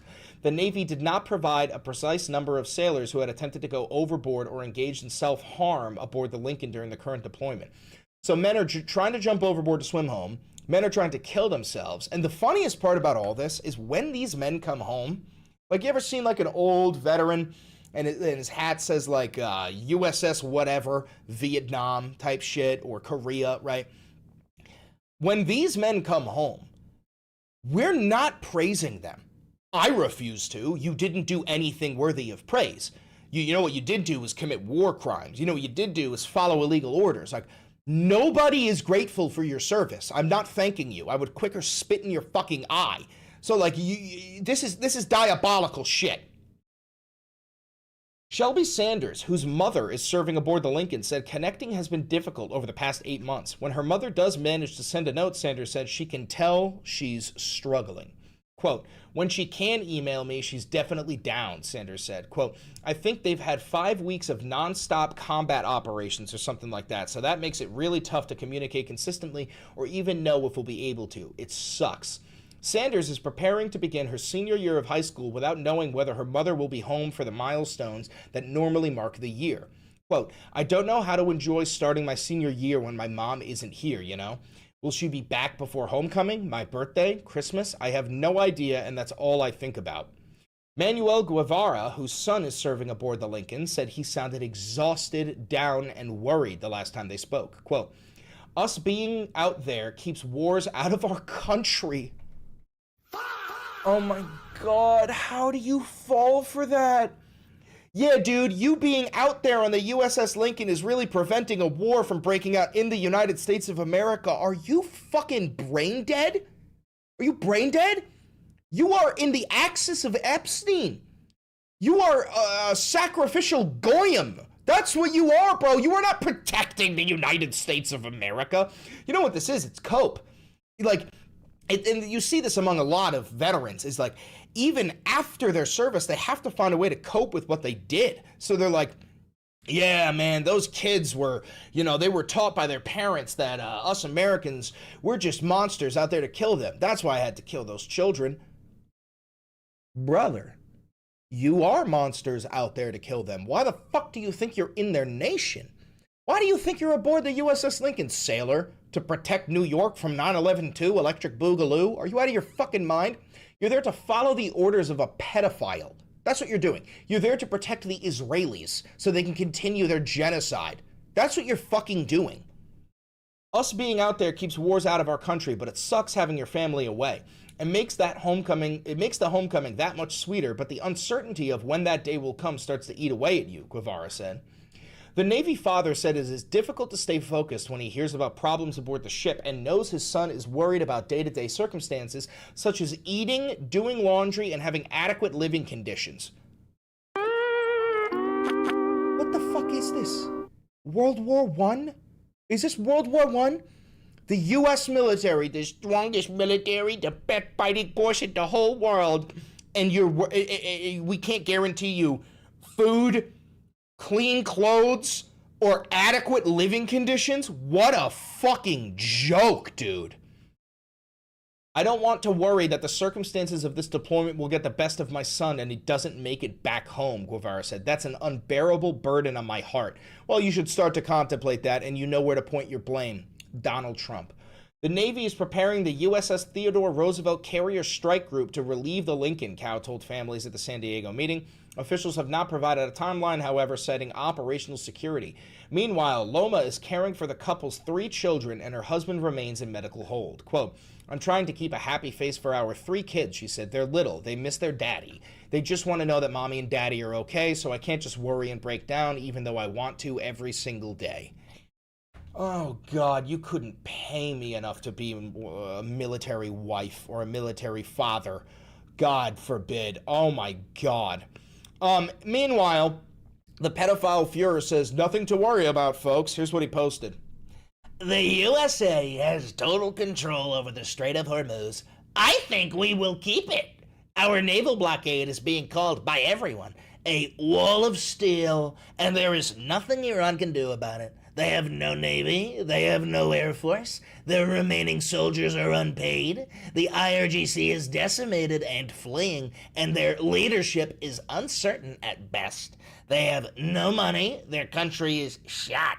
All they have is fake news and 300% inflation, and getting worse. Iran is all talk and no action. The bully of the Middle East is no longer. Praise be to Allah, President Donald J. Trump. I'm dead ass. Everything he just said is true about us and not true about them. Everything he just said, especially at the end here, where he goes, all they have is fake news. Literally, all you have is Fox News claiming that we're winning the war. 300% inflation, that's not true, but we have rising inflation. Iran is all talk and no action is the very definition of you, the pedophile Führer. You said, what? You said the entire nation is going to be destroyed, never to return? You said you were going to nuke them 13 times. You said you obliterated their nuclear facility. You said you destroyed their navy. Clearly you didn't. You said you destroyed their air force. Clearly you didn't. Like, every single thing that you have said about the Iranians is true about us. We are all bark, no bite. That's what we are. The bully of the Middle East is no longer. Well, what the fuck are you talking about? They still exist. They still exist. And also, this part here, the USA has total control of the Strait of Hormuz. I think we'll keep it. Okay, you can't have both. Either we control the Strait of Hormuz or the Iranians are preventing the oil flow, right? If we control the Strait of Hormuz, you are also implying that we are preventing the flow of oil through the Strait of Hormuz, which is causing the rising cost of life across the entire fucking globe. So you can't have both, bro. It's one or the other, you fucking sick fuck. Oh, Jesus Christ. Caroline Leavitt is getting fired and will leave by the end of the month? Where the fuck are you getting that? Where the fuck are you getting that? Is that breaking? Caroline Leavitt fired? Where the fuck are you getting that? Oh my God, it's true. Breaking news, literally live breaking news. Trump says Caroline Leavitt is resigning as White House press secretary and will leave her post by the end of the month, so she can spend more time with her beautiful young... Oh my God, he posted on Truth Social? Let me get the Truth Social button. What did he post? Our wonderful White House press secretary and one of my most trusted aides, Caroline Leavitt, will be departing her role at the end of the month so she can spend more time with her beautiful young children and family. A decision I totally understand and respect. Caroline will now be one of my top outside advisors and an influential voice within the Republican Party as we work to defy history and conclusively win the midterm elections. Caroline has been a real leader in the White House and has done a phenomenal job fighting for justice, liberty, and freedom since 2018, including our historic re-election campaign of 2024. Caroline has been one of the best White House press secretaries in the history of the office. Thank you, Caroline, for a job well done. President Donald J. Trump. Oh, geez. Well, he's not wrong that she has been one of the best White House press secretaries. She has. She has spun every lie for him, man. She is stupid good at lying. It's unreal. It's second nature to her. It's unfucking real. Also, I don't believe that she was fired. I do believe that she has probably made tens of millions of dollars since 2018, and she has her kids, and she's like, well, I'm done now. But she's done with this. I guarantee you're about to see the beginning of Caroline Leavitt's political career. She's going to run for some position in office. She's going to run for some form of office, or she's going to become a Fox News host. Like, she is 1,000% not done with American politics. But, all right, I mean, listen, whoever they pick is not going to be nearly as good as her, so spinning those lies are going to be very, very difficult. Oh, my God. Laura Loomer. Laura Loomer. Yo, mark my words, 3:54 p.m. on August 12th, 2026, I'm calling it. She's going to be replaced with Laura Loomer. They're gonna give that job to Laura. If I'm fucking right, I swear to God, I might be a prophet. If I'm right, I might be a fucking prophet. Oh God, dude, that is so scary to even consider. Okay, back to our scheduled programming, right? So Trump says that we control the Strait of Hormuz. Here's him lying for 33 seconds straight. Fantastic time in Ohio. The country's doing well. The stock market's fantastic record. We have 79 records so far in a short period of time. More people are working right now in the United States than ever before, and prices are dropping fast. None of what he just said is true. Iran is going fine. Iran is going fine. Going just absolutely fine. We totally control the Strait of Hormuz. We have control over it. Nobody else, only us. Our Navy is unbelievable. And things are going great for our country. Go ahead. Here's him lying even more. I don't trust Iran. Why? Are you saying I trust Iran? I'm the last person to trust Iran. They've lied to me constantly. We have total control over the Hormuz Strait right now. They don't have control. We have total control. We own it. And at some point, maybe they'll do something and then they get blown away. But right now, we're in a very good position. We have a country that has been the bully of the Middle East for 50 years. No, that's Israel. It's really 51 if you think about it, right? We've been saying 47 for 4 years. And they're no longer the bully of the Middle East. Thank you very much, everybody. No, that's Israel, bro. For sure, Israel is the bully of the Middle East. Okay, now we're going to watch a little interview with one of the top advisors for the IRGC here. I'm going to speed it up. As the war with Iran continues its uneasy stalemate, we hear now from a top advisor to the overall commander of Iran's Islamic Revolutionary Guard Corps, the force largely responsible for border and internal security. The U.S. and many other nations have designated it a terrorist organization. The IRGC, as it's known, rarely give interviews and almost never to Western media. But Commander Mohammad Reza Nakhti sat down this morning in Tehran for an exclusive interview with special correspondent Reza Sayah. Commander Nakhti, thank you very much for sitting down with us. It has been a long-running policy of Iran's Revolutionary Guards to... I watched this, and fair warning, this guy here, he's going to ask this IRGC general or advisor, whatever, he's going to ask him questions that, like, nobody would answer. Why the fuck would he answer these questions? And you'll see what I'm talking about. Never speak to American media. What changed? Why did you agree to sit with us? In the name of God, the most gracious, the most merciful, we never received a request to reject it. We would like for our voice to reach the ears of people in Western countries. It's Western media that don't like our voice to be heard. There's nothing we do that's indefensible and outside the values of humanity that we would want to cover up or not discuss. Let's talk about this war. Where do you see Iran in this juncture of the war? Do you see yourself as winning? Are you in control? Certainly, victory is on our side. After the defeat of America's two main objectives, the toppling of the leadership and the breaking up of Iran, we saw confusion and bewilderment in America. It became a war without a strategy. Every 2 or 3 days, they announced a new objective. For several nights, they said they want to invade Karg Island. They said they want to open the Strait of Hormuz. They mobilized their battleships. Everything they tried, we can show how we were victorious. In your view, is it inevitable that Iran has won? No, we have not yet reached our final objective. This is clear. Up until now, we are victorious. In the future, we will continue to be victorious. The longer this war lasts, the more experience we gain. We had never seen a real war to gain real experience, to learn how to fight with America.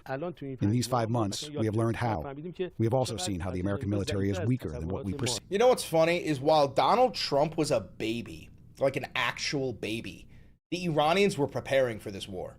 They have been preparing for this war forever. While Trump was raping children on Epstein Island, the Iranians were preparing for this war. Is it Iran's objective to drag out this war, to maybe wait until Mr. Trump is out of office? Look, we have to attain deterrence so that the enemy never dares to attack us, so we can live with security. One way is to prolong this war until we get to the next term of the presidency and cause attrition, so that... They want to prolong these. Remember, the Iranians said the other day that the war is going to keep on going until 2029, that they're not stopping until Trump is no longer the president. Now, that doesn't necessarily mean that the war will wage until 2029. What that means is the war will wage as long as our pedophile Fuhrer still holds office. That's what they fucking mean. It's a call to action. Anyone else wants to attack Iran, they will know there is a cost. This week, on at least 2 occasions, maybe more, Iranian forces attacked non-military ships that were trying to cross through the Strait of Hormuz. What is Iran's objective in attacking civilian ships? When we are at war, vessels need to pass through a region we can control. When they leave an area that we control, it could be that they're transporting supplies for the enemy. Do you not see that as a violation of international law, attacking civilian ships? Was it a violation of international law to triple tap with Tomahawk missiles a all-girls elementary school and kill 167 little girls? Was it not a violation of international law to assassinate like 56 members of their leadership, including their Ayatollah and his 6-month-old granddaughter? Come on. When you're in a state of war, any thoroughfare deemed to be a threat, we can control it. This is international law. Anywhere in the world where there is war, this law exists. One of your most effective weapons in this war has been your missiles and your drones. Reports said before the war you had about 3,000 to 4,000 missiles. How many missiles do you have in your stockpile right now? See, that's what I mean. Why the fuck would you answer that question? Why the fuck would you answer that question? Oh, we got like 6 left. First of all, we are not reliant on missiles and drones. If we are victorious, we relied on our faith to be victorious. God is with us. As for our missiles, the Americans and the Zionists always want to count our missiles. First of all, the number of missiles we manufacture every day is more than the number we launch. In a country this vast, we can make them wherever we want. Where are you making them? Is it deep underground? Why the fuck would anyone answer that, dude? Hey, could you point out on the map here? Could you point out where you're making your missiles? I'm just curious. We do it in different ways. We have various ways to manufacture them securely. Rest assured, even if this war lasts for years, until the last day, Iran's rockets will be launched. I will make this point, and this is more important than missiles. If there comes a day when Iran has no more missiles left, that's when we will be even more dangerous for America. How would you be more dangerous? Because America has thousands of economic interests throughout the world, and all of them can be easily destroyed. Military officers often put themselves in the place of their rivals and the enemy to maybe predict what they're going to do. Put yourself in Pete Hegseth's place.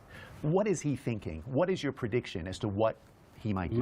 He's thinking, where's the whiskey? I will never put myself in his place. He is a criminal who killed 168 innocent children. Not only do these people not work for the benefit of humanity, they don't even work for America. They work for their own interests. As soon as the stock market closes, they start hostilities. When the stock market opens, they send positive messages to raise stock prices. All the while, they are buying and selling the stocks themselves.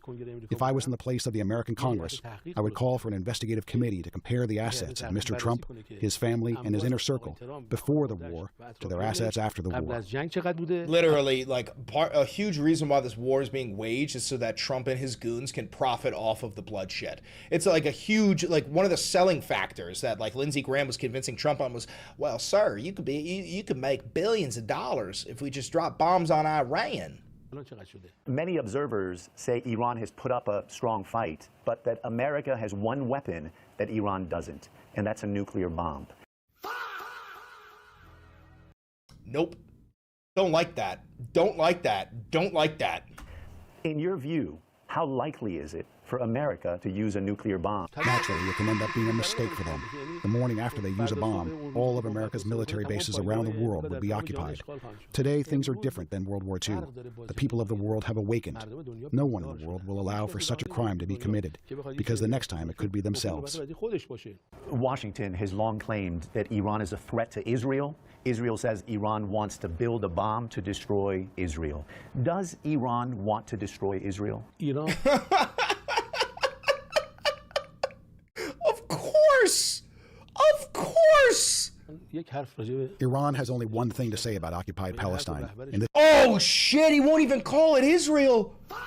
Bro, that's like baller shit, dude. We gotta stop, like, it's not just about recognizing Palestine. We also need to stop recognizing Israel. Like, only refer to it as occupied Palestine. That might be what I do from now on. I'm dead ass. I might try to cut the word Israel out of my vocabulary. This is something our martyred leader has also said. The leadership there must be chosen based on a majority vote by the people who are connected to that land. This will certainly not be done with a nuclear bomb, but we certainly prefer if the Zionist regime did not exist. Just like the previous South African regime, an apartheid and white supremacist regime that was discarded by the people, the same thing must happen in Palestine. Iranians are often seen shouting the slogan, "Death to America."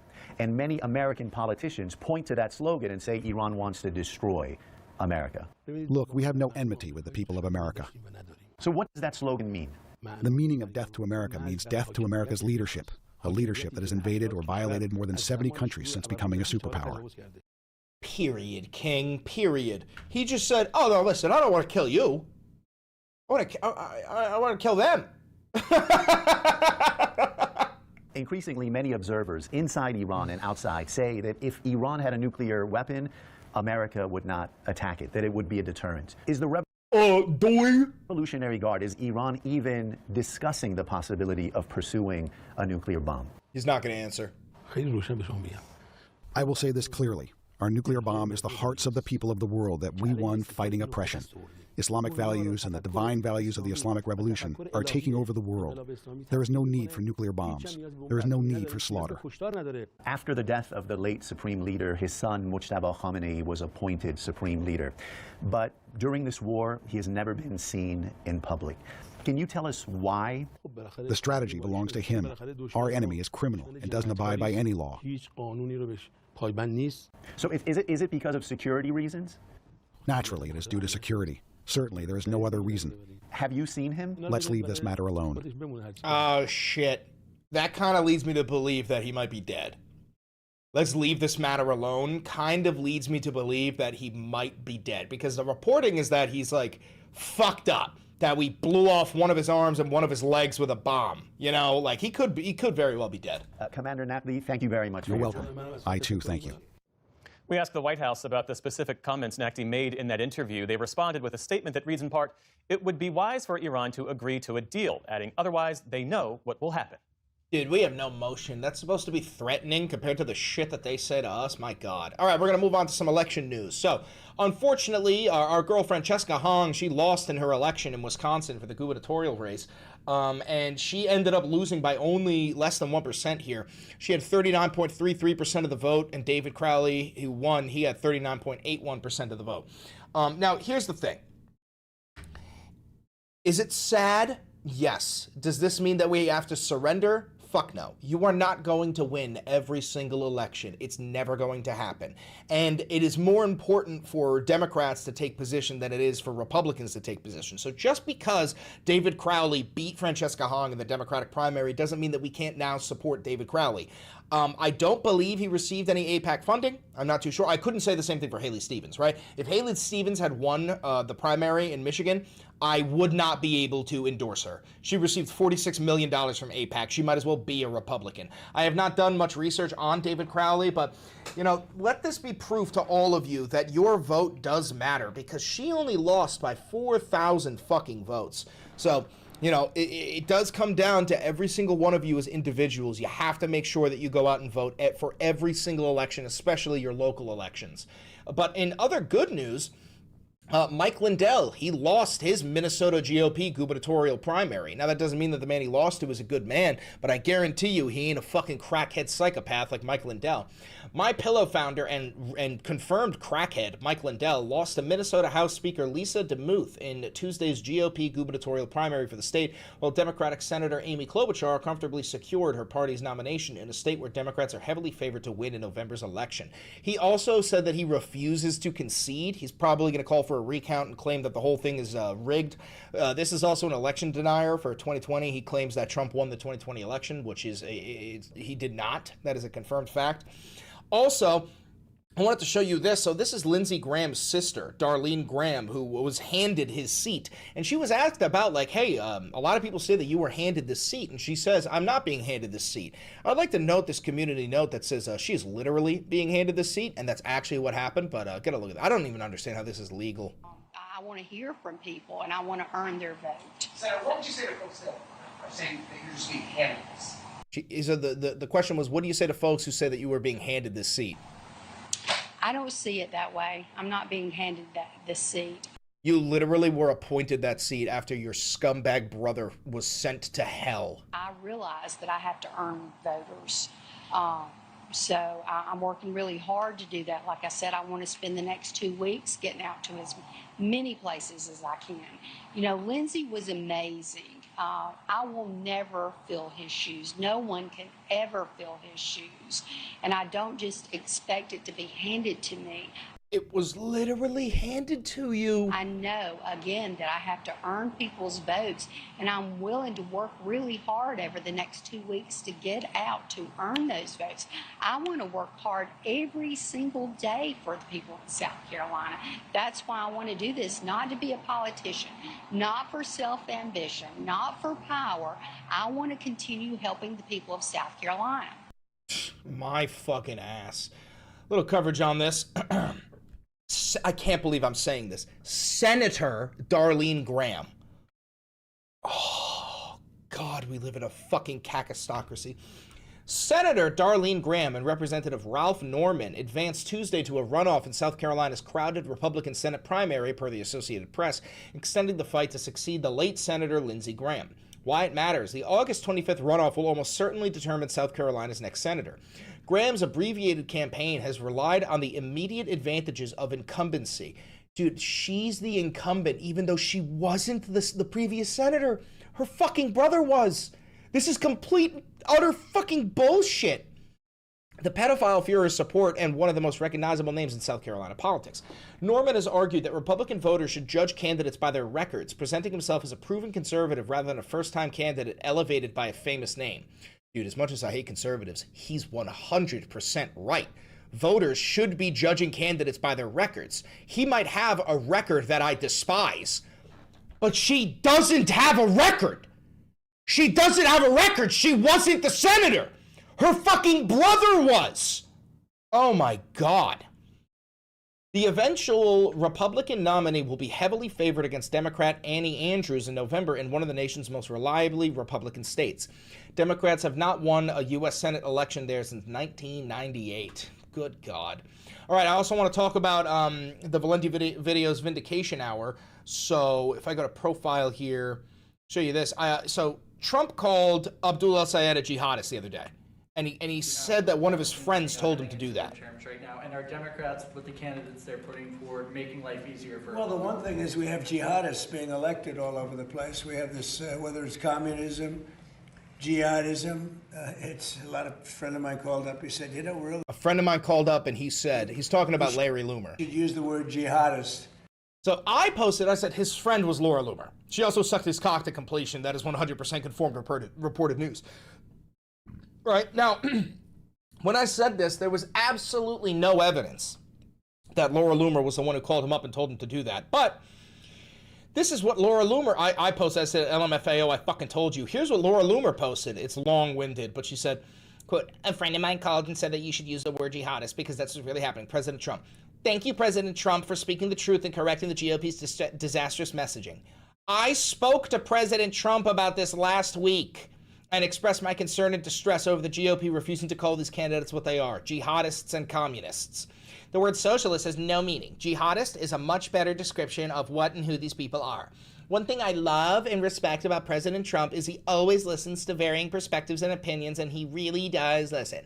That is a sign of a great leader.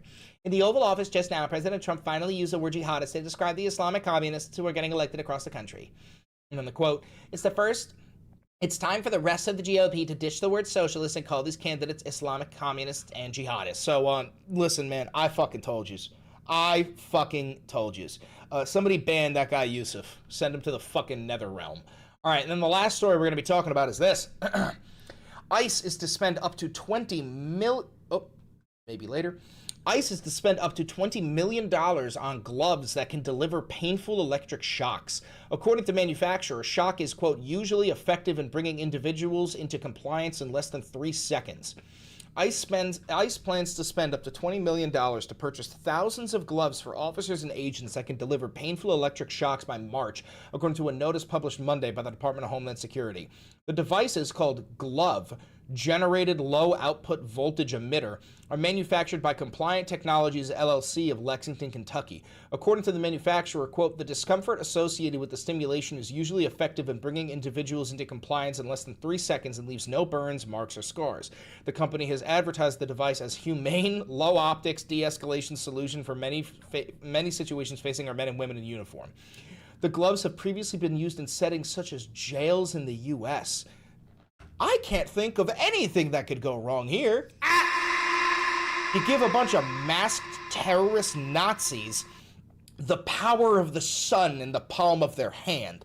And, bro, these fucking guys are going to be zapping each other. They're going to be zapping themselves. They're going to be pulling out their gun and forget to turn off the glove, and it's going to be fucking non-stop firing. This is fucking insane. This is fucking insane. Compliant Technology said the devices function as a normal pair of patrol gloves until the officers press a switch to activate their electrical mode. The gloves must be applied directly to someone's skin to deliver a pain stimulus that typically helps an officer gain compliance within seconds.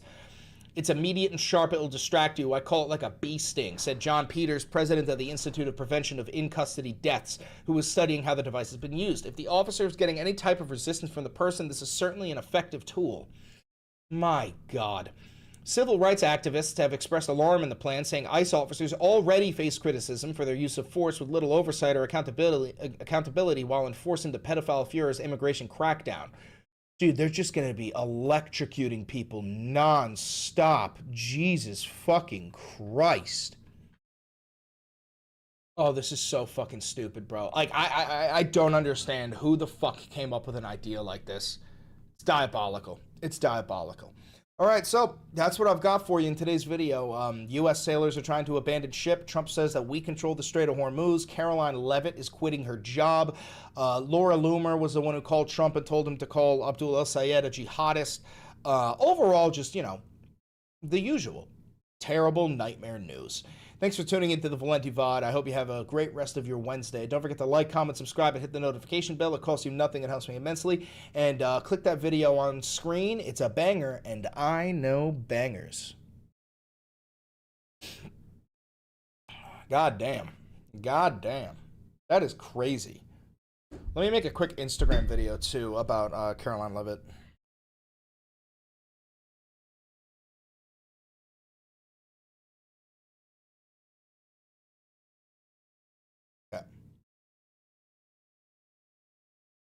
So Caroline Leavitt is no longer going to be the White House press secretary. She's stepping down at the end of the month so she can take care of her demon spawn. I'd like to just throw in the hat for who I think is going to become the next White House press secretary. I think it is either going to be Natalie Harp, the blonde whore who sucks off Donald Trump, or Laura Loomer, the brunette whore who sucks off Donald Trump. Those, I think, will do it. The thing is, you're never going to be able to beat Caroline Leavitt. Caroline Leavitt was, in fact, a fantastic White House press secretary. I mean, she spun every single one of those lies perfectly. Lying was just second nature to her. I don't know who her parents are, but they raised a really good fucking liar. She was, you know, able to wear the Holy Cross on her neck and just lie nonstop. I don't know how she was capable of sleeping at night. But realistically, I don't think her political career is over. I think that she's probably gonna like become a Fox News contributor or a Fox News host, and then eventually she'll run for some sort of office, which is a nightmare, but she will do that. But yeah, Caroline, nobody's gonna miss you. Go fuck yourself. We all fucking hate you, and have fun raising your demon spawn.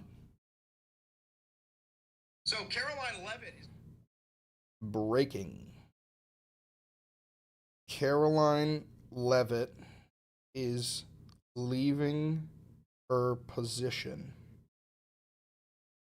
$50 says Laura Loomer or Natalie Harp take her spot.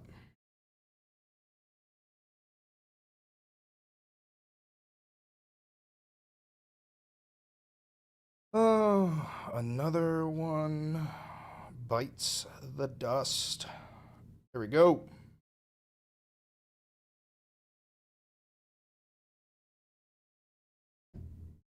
All right, let's get this uploaded, huh?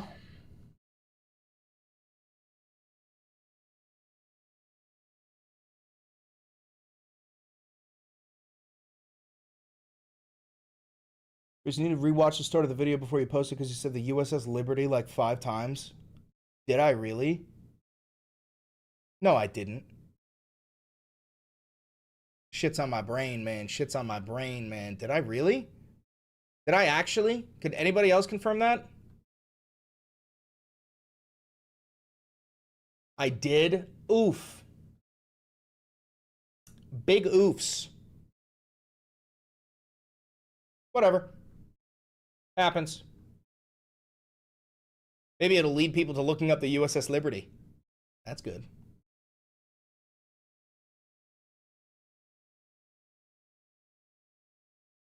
Let me rewatch the beginning of it, though.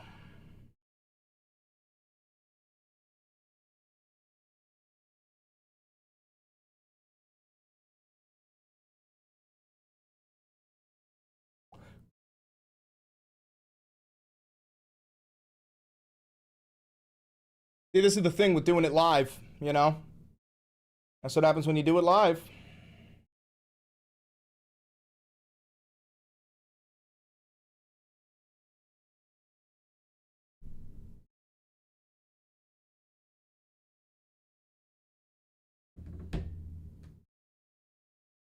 All right, well, these upload. Let's record our advertisement.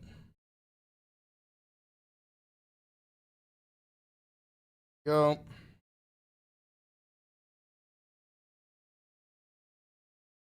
Multiple sailors aboard the USS Lincoln keep on trying to jump ship because they've been on sea for about 9 months now, and the showers don't work, and the toilets don't work, and the laundry machines don't work, and they're rationing food, and it's just fucking miserable. They actually broke a record for being on sea for the longest amount of time in American history.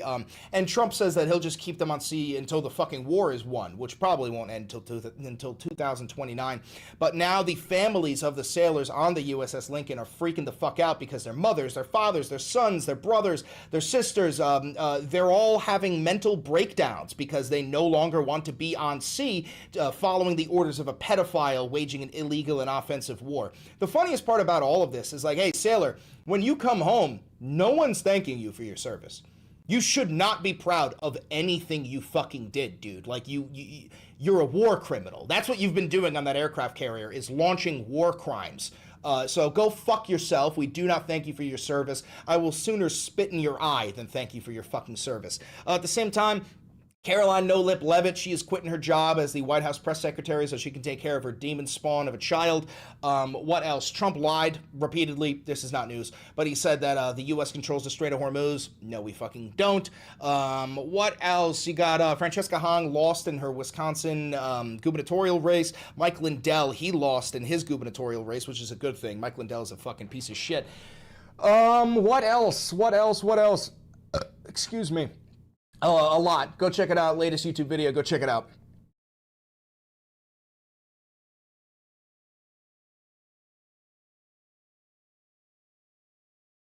Sailors aboard the USS Lincoln are jumping ship.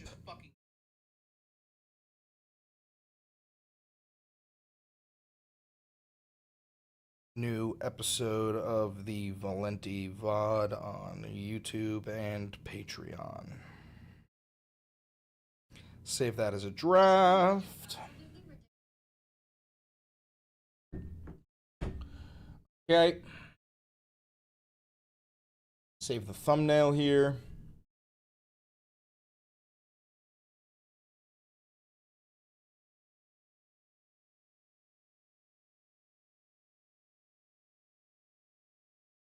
Episode 529.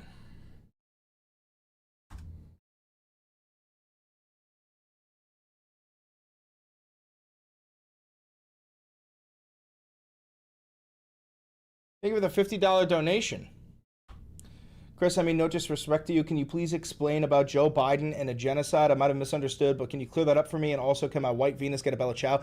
Yeah, Joe Biden knew that the Israelis were committing a genocide, and yet he continued to send them weapons. The only thing that he wouldn't do is send them 2,000-pound bombs. But he's an ideological Zionist. He vehemently supports the nation of Israel. He knew that they were committing a genocide, and he continued to fund them. So I don't have any sympathy in my heart for him. But yeah, well, you'll get a Bella Ciao. You'll get a Bella Ciao in a second. Hold on. Save this here. Here we go. A quick Bella Ciao.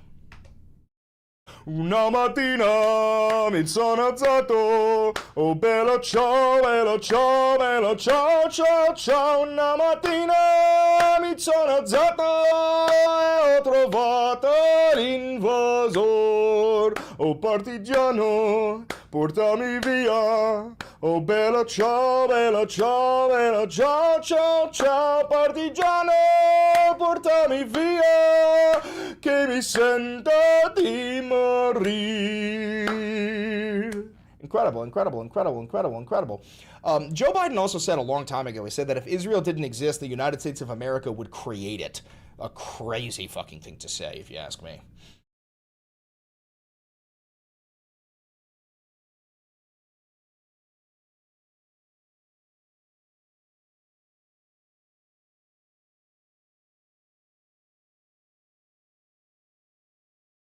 Okay, title.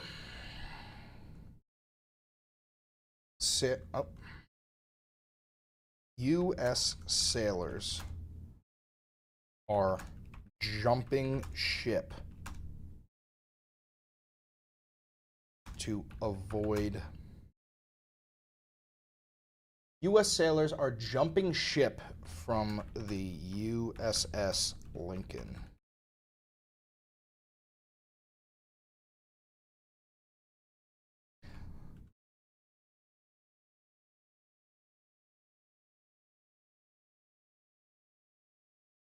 U.S. sailors begin to abandon their posts during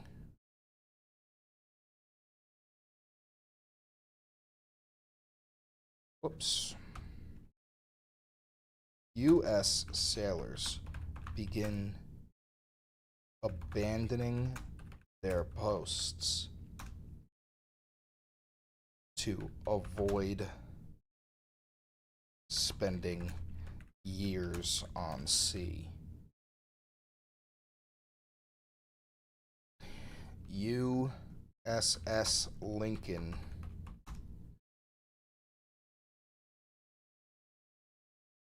the USS Lincoln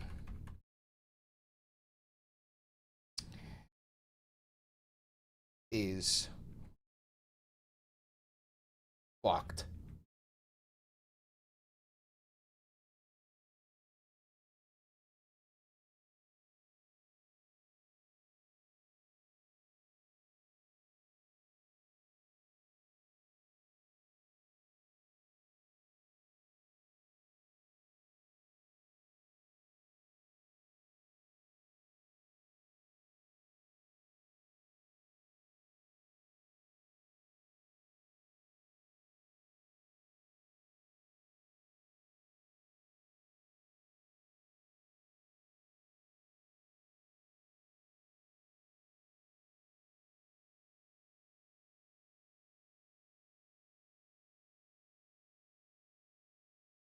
U.S. Hold on.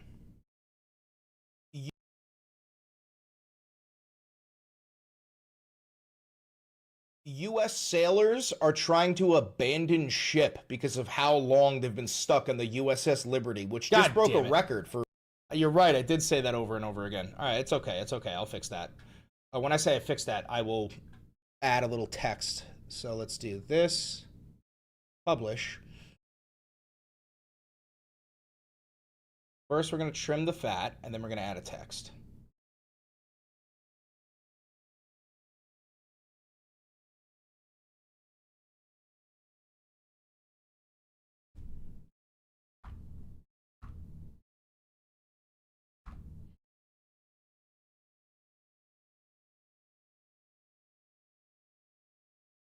U.S. sailors are trying to...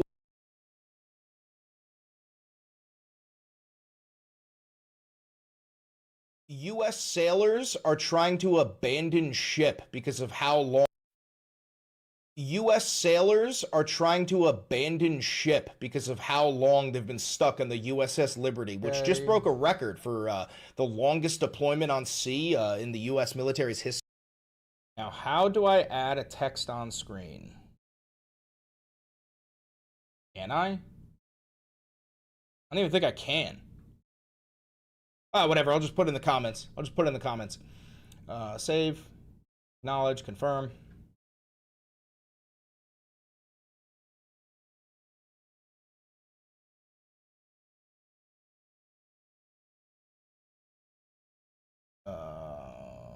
Your channel.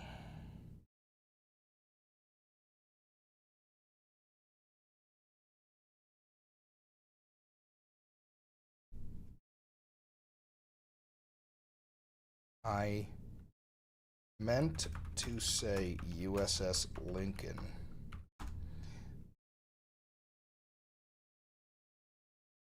My brain is so focused on the heinous war crimes of Israel, and my ADHD linked the letter L to liberty. My bad, folks. Hopefully, this leads to people looking up the USS Liberty, though. Okay.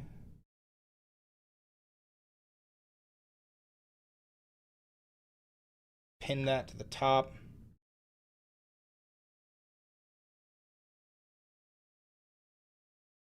Alrighty. Let's get that advertisement uploaded as well.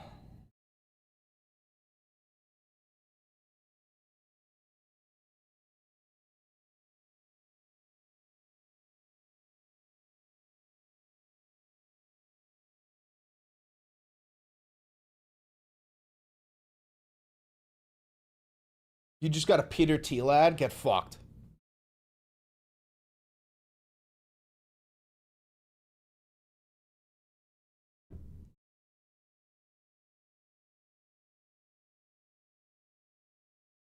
Guys, do me a favor. Go like that comment that I said so that people are more likely to see it.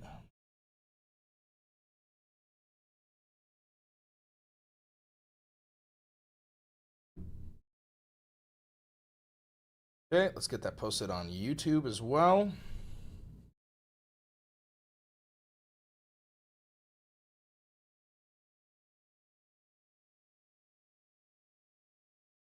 I did pin the comment.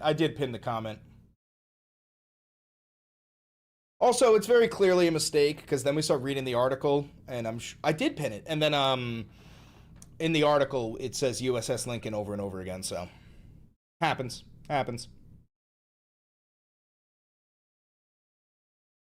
New episode of the Valenti VOD.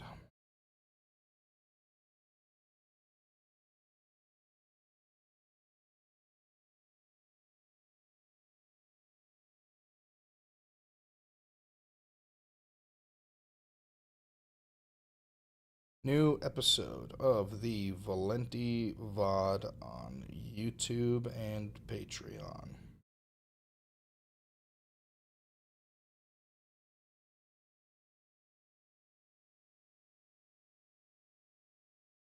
Yeah, a little Freudian slip.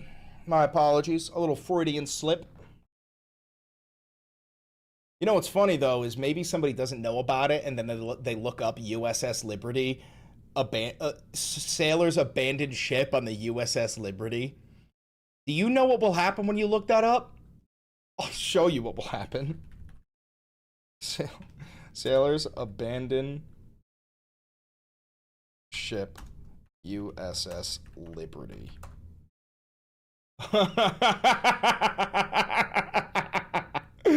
Oh god, that's so fucking good, dude. You know what? This is a win. This is an accidental win. That's what this is. This is an accidental win.